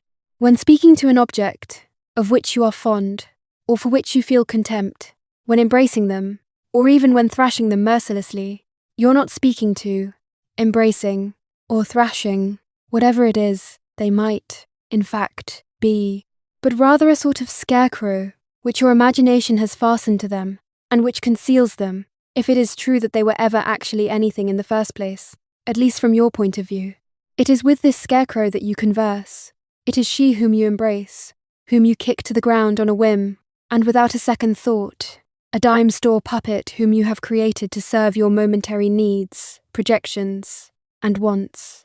You could not see this creature whom you've thus hidden, costumed, and manicured if you tried. In point of fact, there is no way in which you could try, for to do so would imply that you had realized and acknowledged to yourself that it was only you who had constructed this theatre and her in the first place, this play, this actor, and that she was created, made of, and conjured out of nothing other than you. And yet, ironically, the image you have of her is every bit as shadowy and obscure as the one you have of yourself, the one you see when you look, puzzled, amazed, distrustful, shocked, and disgusted at your reflection in a mirror. It is only when you chance upon this creature in an utterly novel situation, especially one in which she is unaware of your presence, that you might suddenly see, to what will likely be your horror, this thing, this creature, this fictional woman of your own invention, composed, as she is, as they, and you, and we all are, of endless weird angles and imperfect flesh, stumbling along, in what you might never previously have observed, a comically absurd, unseemly, imperfect manner. At any rate, in a manner diametrically opposed to the way in which you had previously imagined her, she is suddenly now a creature, and a creature only, no longer a being with a name, much less a being with a name whom you loved or despised, but a creature comparable to those you'd far more likely encounter in a park, or forest, or zoo, phantasmagorical, incomprehensible, and profoundly disconnected from the reality in which you fancy it is, that you exist, hopelessly, other, with no use for, interest in, or possible means of engaging in any meaningful contact with you. And it is at such moments that you will suddenly look at your own outstretched hand, the extremities of your body, or your face in the mirror, and discover precisely the same thing, some nameless creature, in a body as foreign to you as a rock, a boulder, a mountain, a planet, a galaxy, a thing spinning through space, with some apparent agenda which you cannot grasp, on which you are borne along, like some weeping tail of a comet, struggling to eject itself from one unhappy solar system into another, whose grass you've been told is somewhat greener, and to be preferred, like some bleeding hemorrhoid hanging off the arse of a testosterone-crazed male elephant, hell-bent on lacerating his rival, unable to see anything other than intermittent clumps of his own cells, drenched in rust-coloured blood, falling to the jungle floor, all the while clutching madly at his skin, limbs, and extremities, for fear he too will meet the very same fate, shaking himself violently, rattling his brain about in its idiot case of bone, blinking furiously and repeatedly enough to realize that no, he is you, and you are still just in that room, observing the woman whom you thought you loved, and who now sits there, staring into space, ignorant that you are watching, a thing from whom that dream-stuffed scarecrow of your own invention has fled, a thoroughly naked thing, clothed in this or that garment, it is true, but naked nonetheless, as naked as the chipmunk which just scurried beneath her, and the jay about to fly over her head, denuded, defenseless, tottering, on a tightrope poised above unspeakable tragedy and suffering, staring hopelessly ahead, oblivious of you and of everything other than her own little fables, the scarecrows, whom she too fastens upon others, whom she recognizes, and with whom she honestly and genuinely interacts as little and as infrequently as you do. Between you and her is a gulf wider than any in this most unlikely, unreal physical world, the gulf between two impoverished imaginations, long ago stuffed in iron-bound lockboxes and tossed into a bottomless sea. To approach her frankly and straightforwardly would be a surreal agony, in which the harpoon on which you are already impaled would only be thrust deeper, and then another would be stuck up your arse, through your entrails, and out your bloodied, jabbering mouth. You'd be doomed, if you were sufficiently foolish to approach her, to spout inanities from which you would both recoil in disbelief and horror. And then it would occur to you, the ailment has the most obvious and simple of cures. You need only imagine, intensely imagine, that you are the man of a yesterday in which you did not know this creature, one who had not yet met her, or that you are the man of a tomorrow in which you have both tired of and grown to loathe her, and all the illusions will then vanish of their own accord. This Sarah Bernhardt, of your own invention, acting in this play, authored by no one other than yourself, the lines of which you have compelled her to learn, or that you at least imagine you hear coming out of her mouth, as well as this alien, anonymous creature, whom you presently observe at a distance, this mysterious whatever she is, this thing, as foreign to you and your experience as a ferret, as an insect, as a reptile, as a piece of dried dung upon which you take care not to tread. So you're free. It's freedom, of a sort, freedom from her, and from your absurd and imaginary refashioning of her, at least. And yet, to yourself, be it that self with a name, a past, and a memory, or that terrifying creature that stares back at you from the mirror, whose outstretched hands you see but do not recognize, or, more correctly, recognize clearly, do not belong to you, of whom you are not, have never been, and will never be free, for the bastard chases, brutalizes, and eviscerates you, even in your dreams.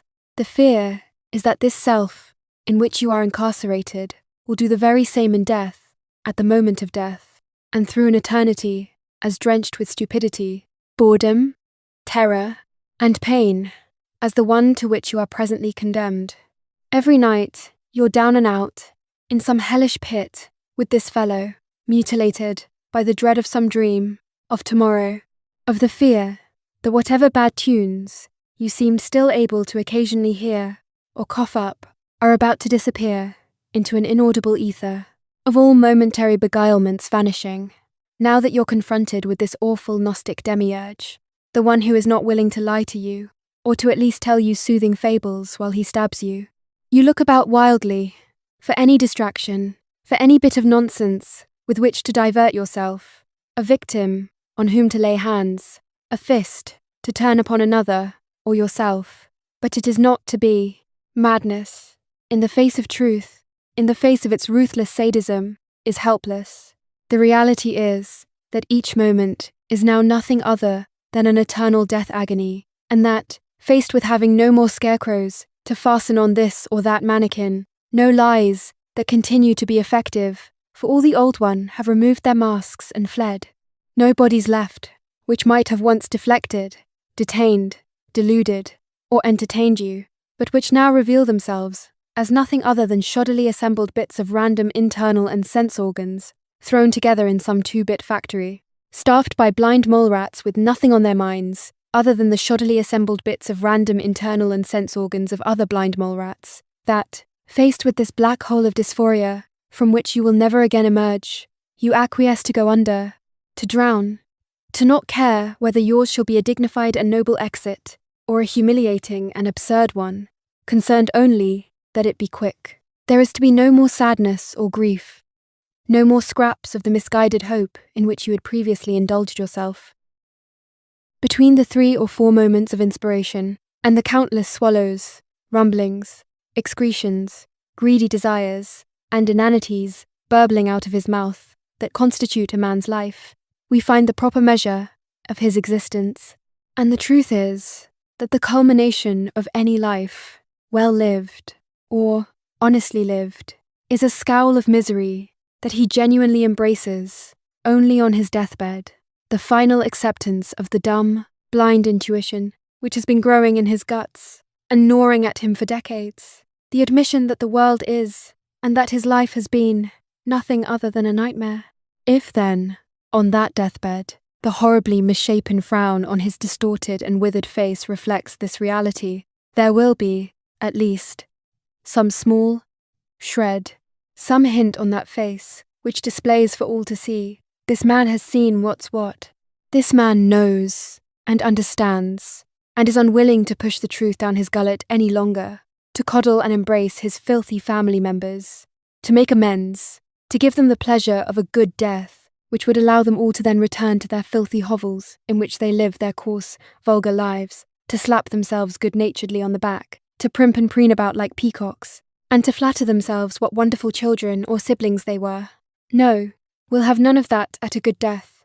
If that man who's leaving for no shore at all, rather for that idiot blackness which preceded him and to which he now returns, if he is to be at one with himself, to be honest about what he was, what they were, what all this was, well then, he will, if he has the strength, start violently up and piss in their mouths, shit on them, if he is able, strangle them, stuff them in the hospice wastebasket. Let's make no mistake about this.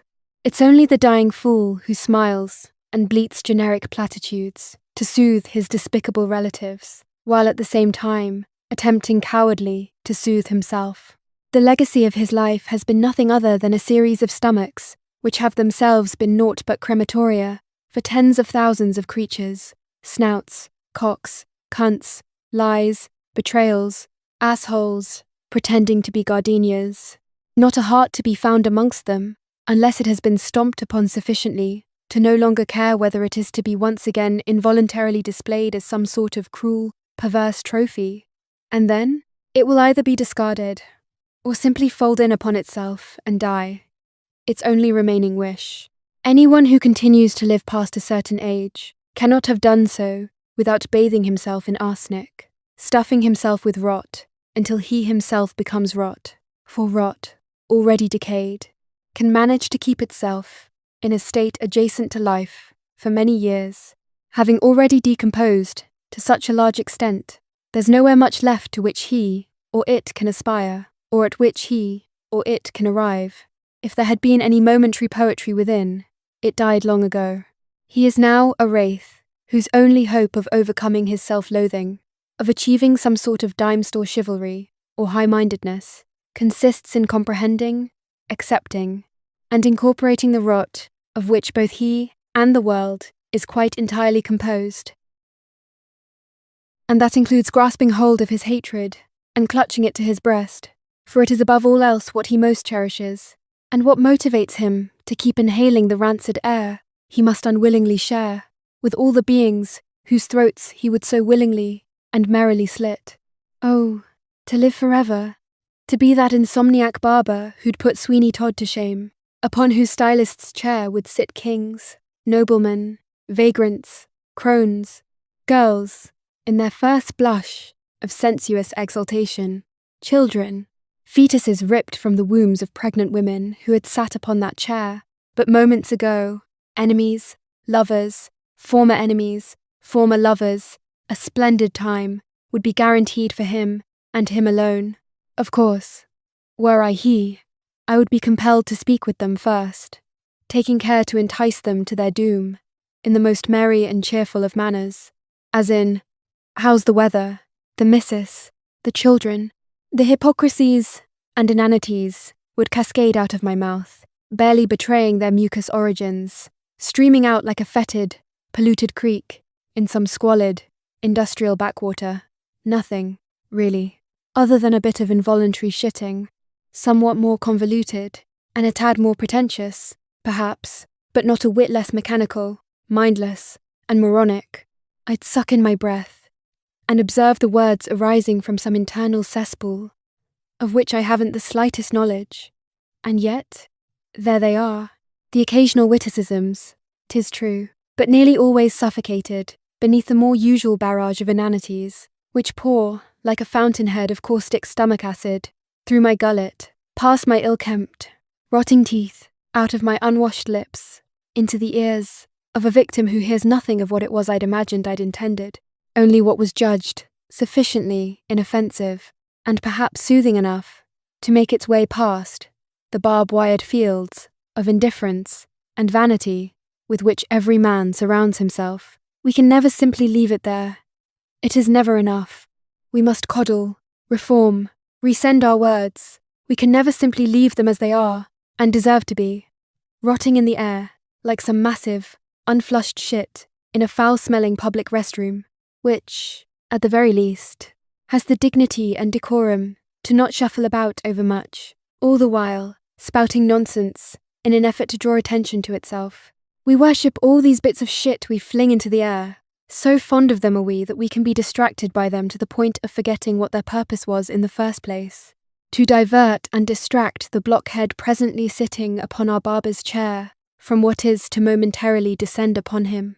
Sometimes we are overcome by a wave of apathy, or even pity, if the lump, the imbecile, sitting there and babbling away, is ill in some obvious way, crippled, or perhaps just a jump or two from death, without any intervention required on our part. And so it is we let them go, their tortuous way, as we would some pathetic rodent who'd been wounded in some way or other and had stumbled into our pantry. We would simply usher them out, into the black night, to die, with no further assistance from us. Were they to invade our living quarters, healthy, famished, with an agenda to nibble on this or that, to warm themselves in our bedclothes, or perhaps hide themselves away in some closet in which their purring, singing, or squealing gave them away, we'd smash their little brains into a pulpy, viscous puddle, which we would then scoop up, carry downstairs, and throw into that same black night in which their sick, wounded cousin would most likely still be dragging himself from bush to bush, deciding beneath which it would be most propitious, and perhaps even pleasant to expire. To nurse your hatred is the only really reliable source of joy, of sustenance, of indulging the passions. Keep a scroll within your mind of all the viciousness and depravity you have encountered in your life, a scroll which, were you to unfurl it, would stretch from here to the Kuiper Belt and beyond. You need not be witty or literary when recording these things. Just piss them cheerfully onto the parchment in all their blatant, naked dissipation and viciousness. Unfurl this scroll sufficiently in your mind so that you see its letters before your eyes throughout the day. Think of it as your little fuckfest with Jesus, the two of you on your own little road towards Damascus, your own little, ever-present fiery cross, which demands of you, no less than it did of Constantine, that by its sign you are to conquer, that is to say, you are to choke up, expel, and inflict your rage, disgust, and cruelty upon all those who cross your path. This is a theophany that will never desert you, a revelation that will enliven the remainder of your days, give you purpose, meaning, a will to drag your sorry ass out of bed each morning. Yes, purpose, meaning, in a world quite without either of those things. Your little revolt against the absurd shithole in which you find yourself. Camus would approve. Perhaps not of the garroting of throat after throat in your little shop of horrors, although one never knows. It's not like we can dig up and ask the blowhard. This hatred is not all. It is not meat nor drink to recast miss. Millais. Neither slumber nor a roof against the rain. Hate cannot fill the thickened lung with breath, neither clean the blood, nor set the fractured bone. But enough of her, that drug-addled, narcissistic cunt. There is no need of flowery words here. Were you to lose your grip, your embrace of hatred, or when you lose them, for, rest assured, it can happen, suddenly, what do you know? There's the old bastard, death, standing there, stinking in a barrel of shit right beside your bed, filling you with the petty regrets you thought you'd discarded ages ago. You're suddenly this snivelling, apologetic, beat-up piece of garbage in a hospice bed, desperately trying to make amends with a world which you knew full well, when you were strong and your mind was razor-sharp, wasn't worth spitting on. You're suddenly this thing to be pitied, a sort of puppy dog with the face of a corpse, babbling out excuses and explanations, justifications and pretexts, all the shabby little griefs and expressions of remorse with which you wish to touch the hearts of the harpies attending you, and all the time knowing, were some miracle to occur, were you to suddenly regain your vigour, your clarity, yourself, you'd have it off with all these whores, these she-devils. When your body betrays you, your hatred, your lifelong and dearest friend, your daemon, is more than likely to flee, you may very well find that you've been cleaved from it, that you are alone, that you are nothing other than the filthy meat puppet of which you were first aware at 4 years old in the basement of a home populated by demons, fiends, and vampires. Hatred alone keeps such creatures at bay, and there is nothing that matters more than that, nothing to be valued more highly. And when others feel the force of this hatred, if you haven't first slit their throats, you know full well what the advantages of that are. They curse you and flee your presence, the little darlings. And what is more delightful than that, pray tell? One need never again be nice. One need never again castrate oneself when out and about, engaging in disingenuous chatter, in an attempt to be liked. What folly? Is there a greater folly? Rid yourself of it, and you will be free. And the measure of that hate is nothing other than the measure of your experience, its hopes, expectations, betrayals, and abuse, all that has ground you down to a weary, emasculated pulp of violent misanthropy and boiling rage. For what's the use? Of those who matter to us, for whatever wrong-headed, God-forsaken reason, we inevitably understand nothing. Of those who don't matter in the least, we understand all, though the knowledge is of little interest to us. At best, it offers us opportunities to manipulate, to take advantage of them, as if they were brute objects, which, truth to tell, they are. With the former, it is a very different story. We have the damnedest of times untangling ourselves from them. We impute our own intellect and passions to them, and see little in them apart from our own reflections, of which we ourselves understand next to nothing. It is as if they are mirrors within mirrors, and, hence, become the source of all sorts of bothersome anxieties, for when we worry about how they might react to us, how they feel or behave towards us, we are troubling ourselves, above all, with apprehensions concerning the state of our own souls, our nature, its worrisome flux and undependability. Who will I be tomorrow? Damn if it isn't dependent on her. Who is, after all, only me in a skirt or pantsuit, she onto whom I have fastened 1,001 attributes of myself, one a bit of free-floating love, another some poisonous globule of hate, either, or both of which, laser-like, can be turned upon her, she whom I have constructed, at what feels like a moment's notice. It's all never much to do with her, or very little.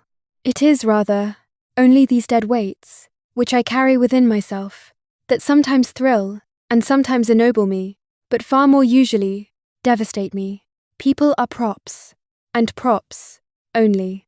We assimilate them easily into ourselves, unsurprisingly, for we are their origin. We shit-stain them with our viscera, our longings, our disappointments, and our needs. It can feel to us as if they are more important to us than our very selves, when, in fact, they are merely mirrored mannequins, onto whom we have projected, previously unknown, nether regions of ourselves, and, having done so, then allowed and encouraged them to burrow deep into these Elysian fields, these damnable hells we all carry within ourselves, just out of view, and throughout our lives, most of our waking lives, at any rate. Such persons, with their knack for unlocking these cryptic, clandestine caverns within ourselves, seem to reach deep within us, as we are only able to do when left to ourselves in passionate, longing-filled, and terrifying dreams from which we awaken, astonished that these underground chambers and catacombs exist within us at all, and that, in addition, they are teeming with the most fantastical and hallucinatory creatures who do all sorts of things at every moment, while we are fully awake, and even when we are engaged in the most insipid of activities. There they are, scurrying about in the bowels of our psyches, seducing us, enraging us, poking us with their little pitchforks, turning the reins this way and that all the while, even when we are having the most insipid of conversations with the most hopeless of ignoramuses. Cup your ear over the edge of the cliff, which is yourself, and listen carefully. You will likely hear them, scheming, contriving, pulling levers, operating steam engines, strutting about, busily writing notes on pads which will direct you to say this or that bit of nonsense, to have this or that dream, this or that nightmare, to stumble over your words, burp up the occasional witticism, to be gripped in a momentary death terror. These hobgoblins, all of whom are you? They're the cleverest of eavesdroppers, double agents, betrayers.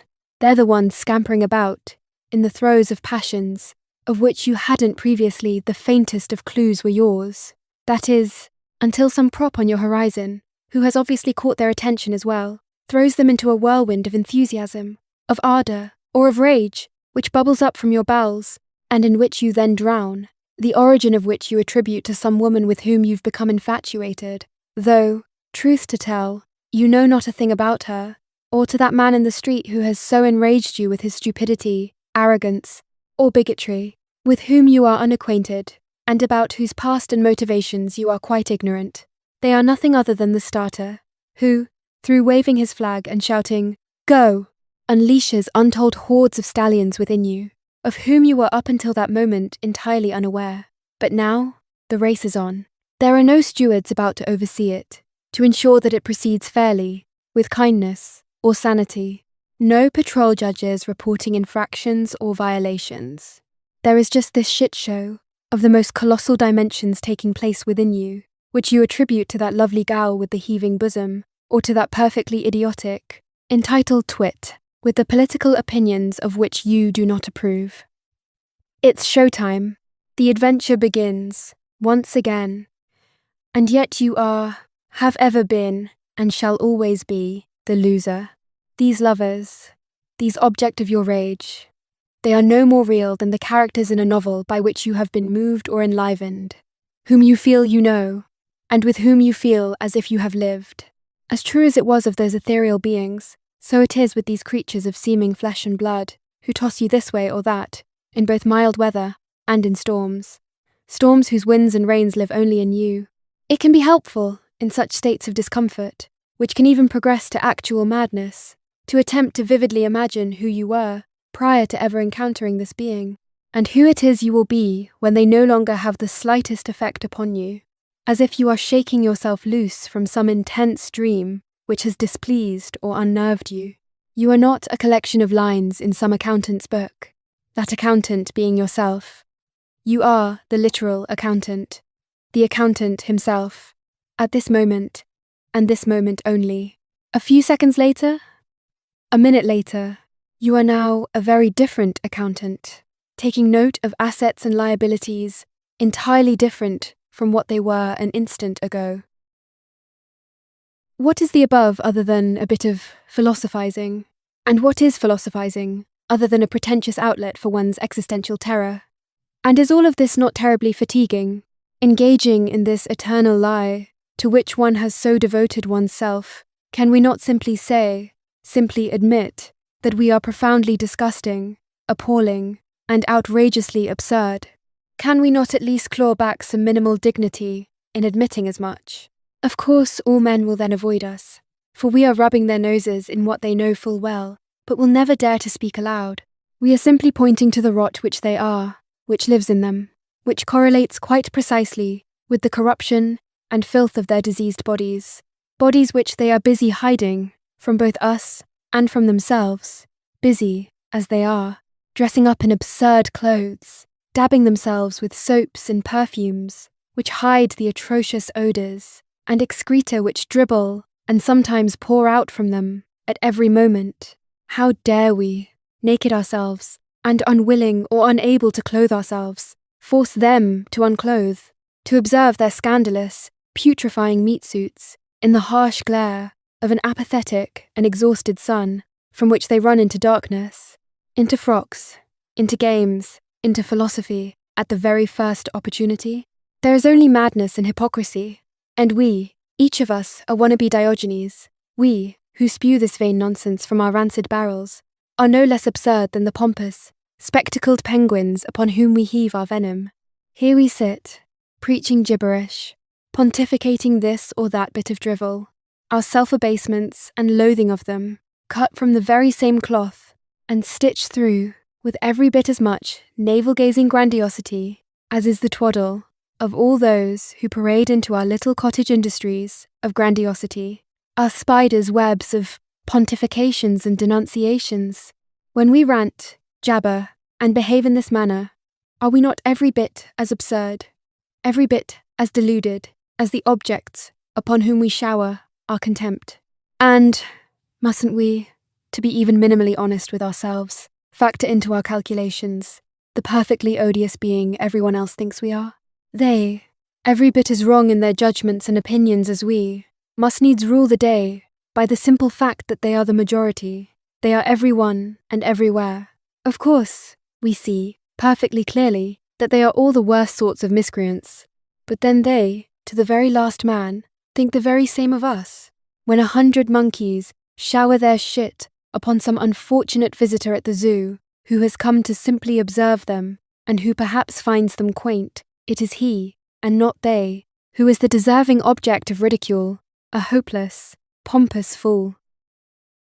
Speaking of shit, why is it that we are made so terribly uncomfortable by constipation? Clearly, it's no picnic. There is palpable discomfort. But constipation causes a distress, and contains a disquiet and uneasiness far beyond that of some other simple, straightforward discomfort, which, had we reliable neurological measures of just how many pain neurons were firing during each, would be its objective equivalent. The anxiousness and consternation arise simply from the fact that, when constipated, we cannot rid ourselves of the notion that we are not a great deal more than a tube full of shit, that this, above all else, above all, our prattling, our philosophies, our compositions of novels and symphonies, that this is who and what we, at bottom, are. Hence it would follow, and does follow, that when a severe bout of constipation is relieved by the good fortune of suddenly being able to push some massive dragon out of our bowels, he who had previously been hiding in his cave, sleeping peacefully like Fafnir, oblivious to everything, above all, to our sufferings, that when we explode in this manner, it is as if we are experiencing a sort of Christian rapture, a much longed for and seemingly effortless ascent into heaven, a blissful Arcadia in which our bodies are, for the moment, and only for the moment, not the source of abominable physical and existential torment. We've all experienced this. This is no revelation. What remains in all this, that is perhaps worth our further pondering, is the burden with which all of us so constantly walk the earth, which we carry at every moment of our waking life. Nay, not just our waking life, for shit infects, inhabits, and steers the course of our dreams as well. And so, at the moment we are able to rid ourselves of some significant fraction of this shit, we feel, for a fleeting moment, a sense of freedom, of existing in some unbounded, ethereal space, in which we are somewhat less the usual bag of putrefying viscera housing, piss, shit, blood, spit, bile, sweat, mucus, semen, menses, lymph, and tears, untold, countless tears, infinite tears, very few of which we are able to let pass through us, most of which grip us in a lifelong chokehold of suppressed grief. We are strangled, haunted beings, death-haunted worms, desperate to forget all of which we are made, to forget all that we are. One can proffer all sorts of romantic nonsense about how the angelic spirit we truly are has been chained to a thing quite other, to the filthy, execrable body, that we are made of the purest ether, that our authentic selves exist in some empyrean realm. the reality is quite other than this. We are not some temporary, seraphic passenger fastened to the back of a mad beast who tosses us this way and that.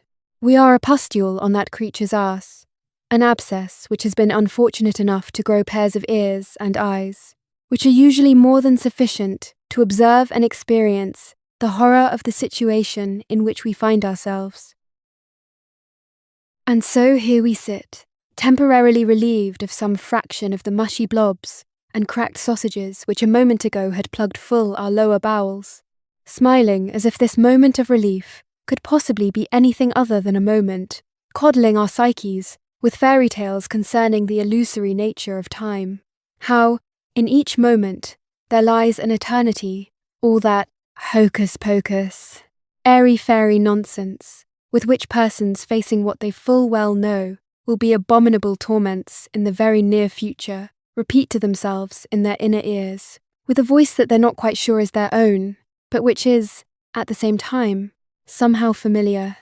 Ah, yes, that daemon which so often drops in to catastrophize about this or that horror about to take place on this or that date, which whispers the most appalling judgments on persons absent, some fraction of whom might deserve these libels, but most of whom do not, which is known full well to the inner voice which continues to whisper the indictments, which, in fact, the more it is aware of their innocence, the more it redoubles the force of its vitriol.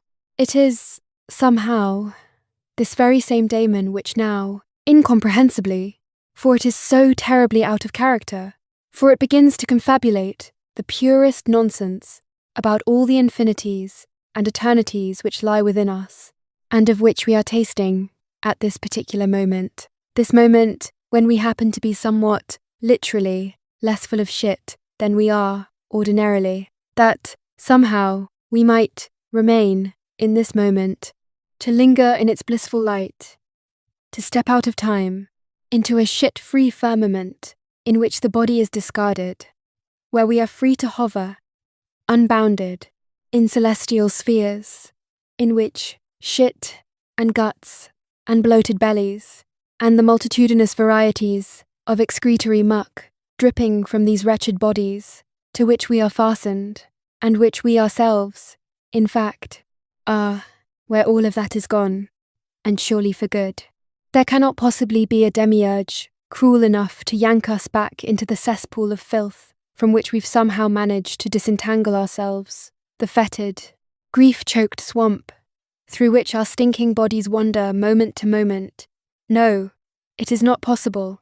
When I say to the moment flying, linger a while, thou art so fair, our ruin is far less profound and literary than is Faust's. For us, it is rather more mundane.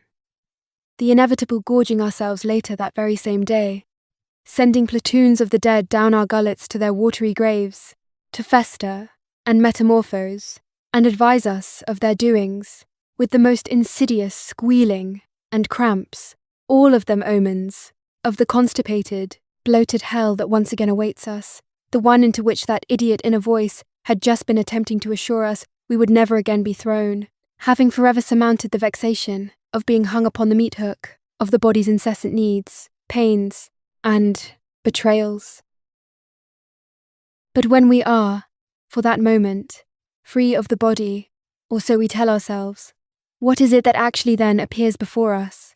What does the voice tell us now that we've taken its rubbish about time and the eternity of the moment halfway seriously, now that it need not barrel onwards with its sermon, given that it has beaten us into a sort of temporary, happy for the moment submission? We are left with the notion that we must now do something. We can't just sit here, for goodness sake. Yes, it is wonderful to be, to a large extent, not full of shit. For that we are grateful. We'd be the last to deny it.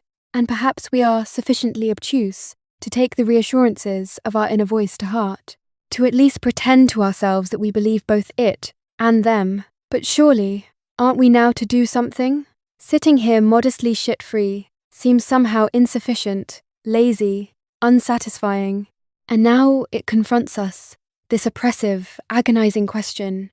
What are we when we are unaware, or less aware, of being a bag full of shit. When are we when we are not suffering? Why are we alive? For what purpose? Surely, if it is only the constant suffering which distracts us from all this, then clearly there is no reason to live. Oh, I know. We must produce something. That's it. That's the answer. Thank goodness. Now we're saved. Now it will all be all right. Or at least bearable. We'll do things, produce things. Perhaps one or two others might even take a modicum of pleasure in those things. Although we shall do them, first and foremost, only for ourselves. There'll be no stopping us. We will do this, do that, busy ourselves with the most meaningful of enterprises, hop to, let's not sit about, we must, drum roll, begin. Because, for fuck's sake, something needs to happen, no? I know. Well, speaking for myself, at least, I shall write a memoir. That's it. No, hold on. That won't work. I've had no life. I know. I shall fall in love. I shall garden. Crochet. Oh, much better. I shall do crossword puzzles. Watch all those old classic films. Practice the piano. Walk the dog. Perhaps come up with a melody. Or, I know, a poem. I must write a poem. That's it. How hard can it be, after all? And then, having written the poem, I shall... Wait a minute. Submit that poem. No, that's stupid. No one will care. And, even were they to care, I don't concern myself in the least with the opinions of strangers. No, that won't do. There will be no submission. Yet, nonetheless, a poem there shall be. And when I'm dead, perhaps it will be read at my funeral. That's how bloody good it will be. And there'll be weeping, the most wonderful remembrances, and toasts, and... Hang on a moment. I am suddenly reminded that I don't give a damn about the opinions of strangers. In point of fact, I no longer give a damn about anyone's opinion, including those of the few I claim or pretend to love, and the fewer still that might, if pressed, admit, claim, or pretend to love me. I don't give a damn what they think or feel either. I wish them well. Yes, surely. I love them. Mustn't I wish them well? Well, of course, there's no question of that. How silly to countenance a doubt on such a matter. Of course I wish them well. I love them. Do I not? But what they think or feel no longer matters, and I ask myself, in the wee hours of the morning, why it ever mattered. For at one time it did, quite intensely, horribly, and often I thought about, nay, obsessed about what they thought and felt constantly. There was nothing that mattered more. But that was only a dream, surely. None of that happened. Really happened. I only imagined it. Perhaps only dreamt it. Well then, perhaps I am dreaming this as well. What do we owe the phantoms with whom we inhabit our dreams? Are they not merely ourselves? Well, of course they are. But then I need ask, are these not the thoughts of an absolutely ghastly person? Surely only the most repulsive wretch would have such thoughts, such apathy, such cruelties within his heart. But hold on. Surely the more I judge myself, the more right I have to judge others. That must surely be the case. How could it be otherwise? I am only bloody doing unto others as I am bloody doing to myself. So that's the end of it. Right. Quite right. Problem solved. I am nothing, a vile beast in a snake pit upon whom it is not worth pissing. And so it follows, necessarily, that they must be as well. What a relief. I was confused there, for a moment. Okay then. What was it? Gardening? Oh, I recall. A poem. I must write a poem. But what is it to be about? There is nothing to write about. The world is a desert. There is only this monstrous emptiness, which begins within me and proceeds outwards. Although I may have that quite assent, it might well be the other way round. In any case, I know it is a mistake. This world, the universe itself, is a trivial gaffe, worthy only of scorn. We are not to bother ourselves with any of it. I shall wear purple, as those soon-to-be old broads say. Yes, I shall wear purple, garden, write poetry, perhaps a villanelle. How hard could that be? There's that, do not go gentle. 1. Perhaps I might crib something from that. While I garden, I'll bring a pen and paper. Oh, and a pad. Yes, a pad. Okay then, it's all settled. Oh dear, I'm so tired all of a sudden. But I do believe I might quite be able to nap now, given my shit-free guts.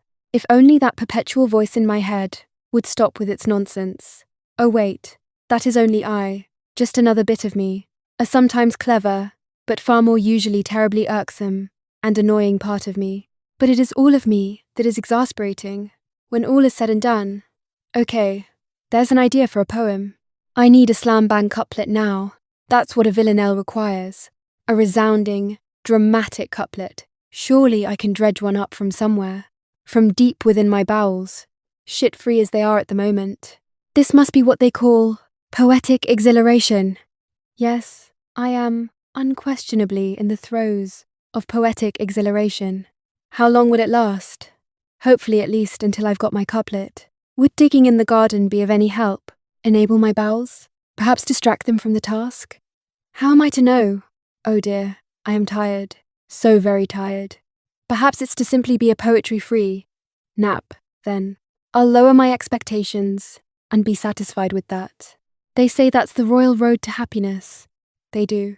This lowering of one's expectations. A bit hard for a morbid pessimist, such as I, but feasible nonetheless. There is always a lower, to which one can descend. Until, well, you know, there is one no longer, until the bottom has been reached, in which one's body spasms in horrendous pain and expires. But I shan't trouble myself with any of that right now.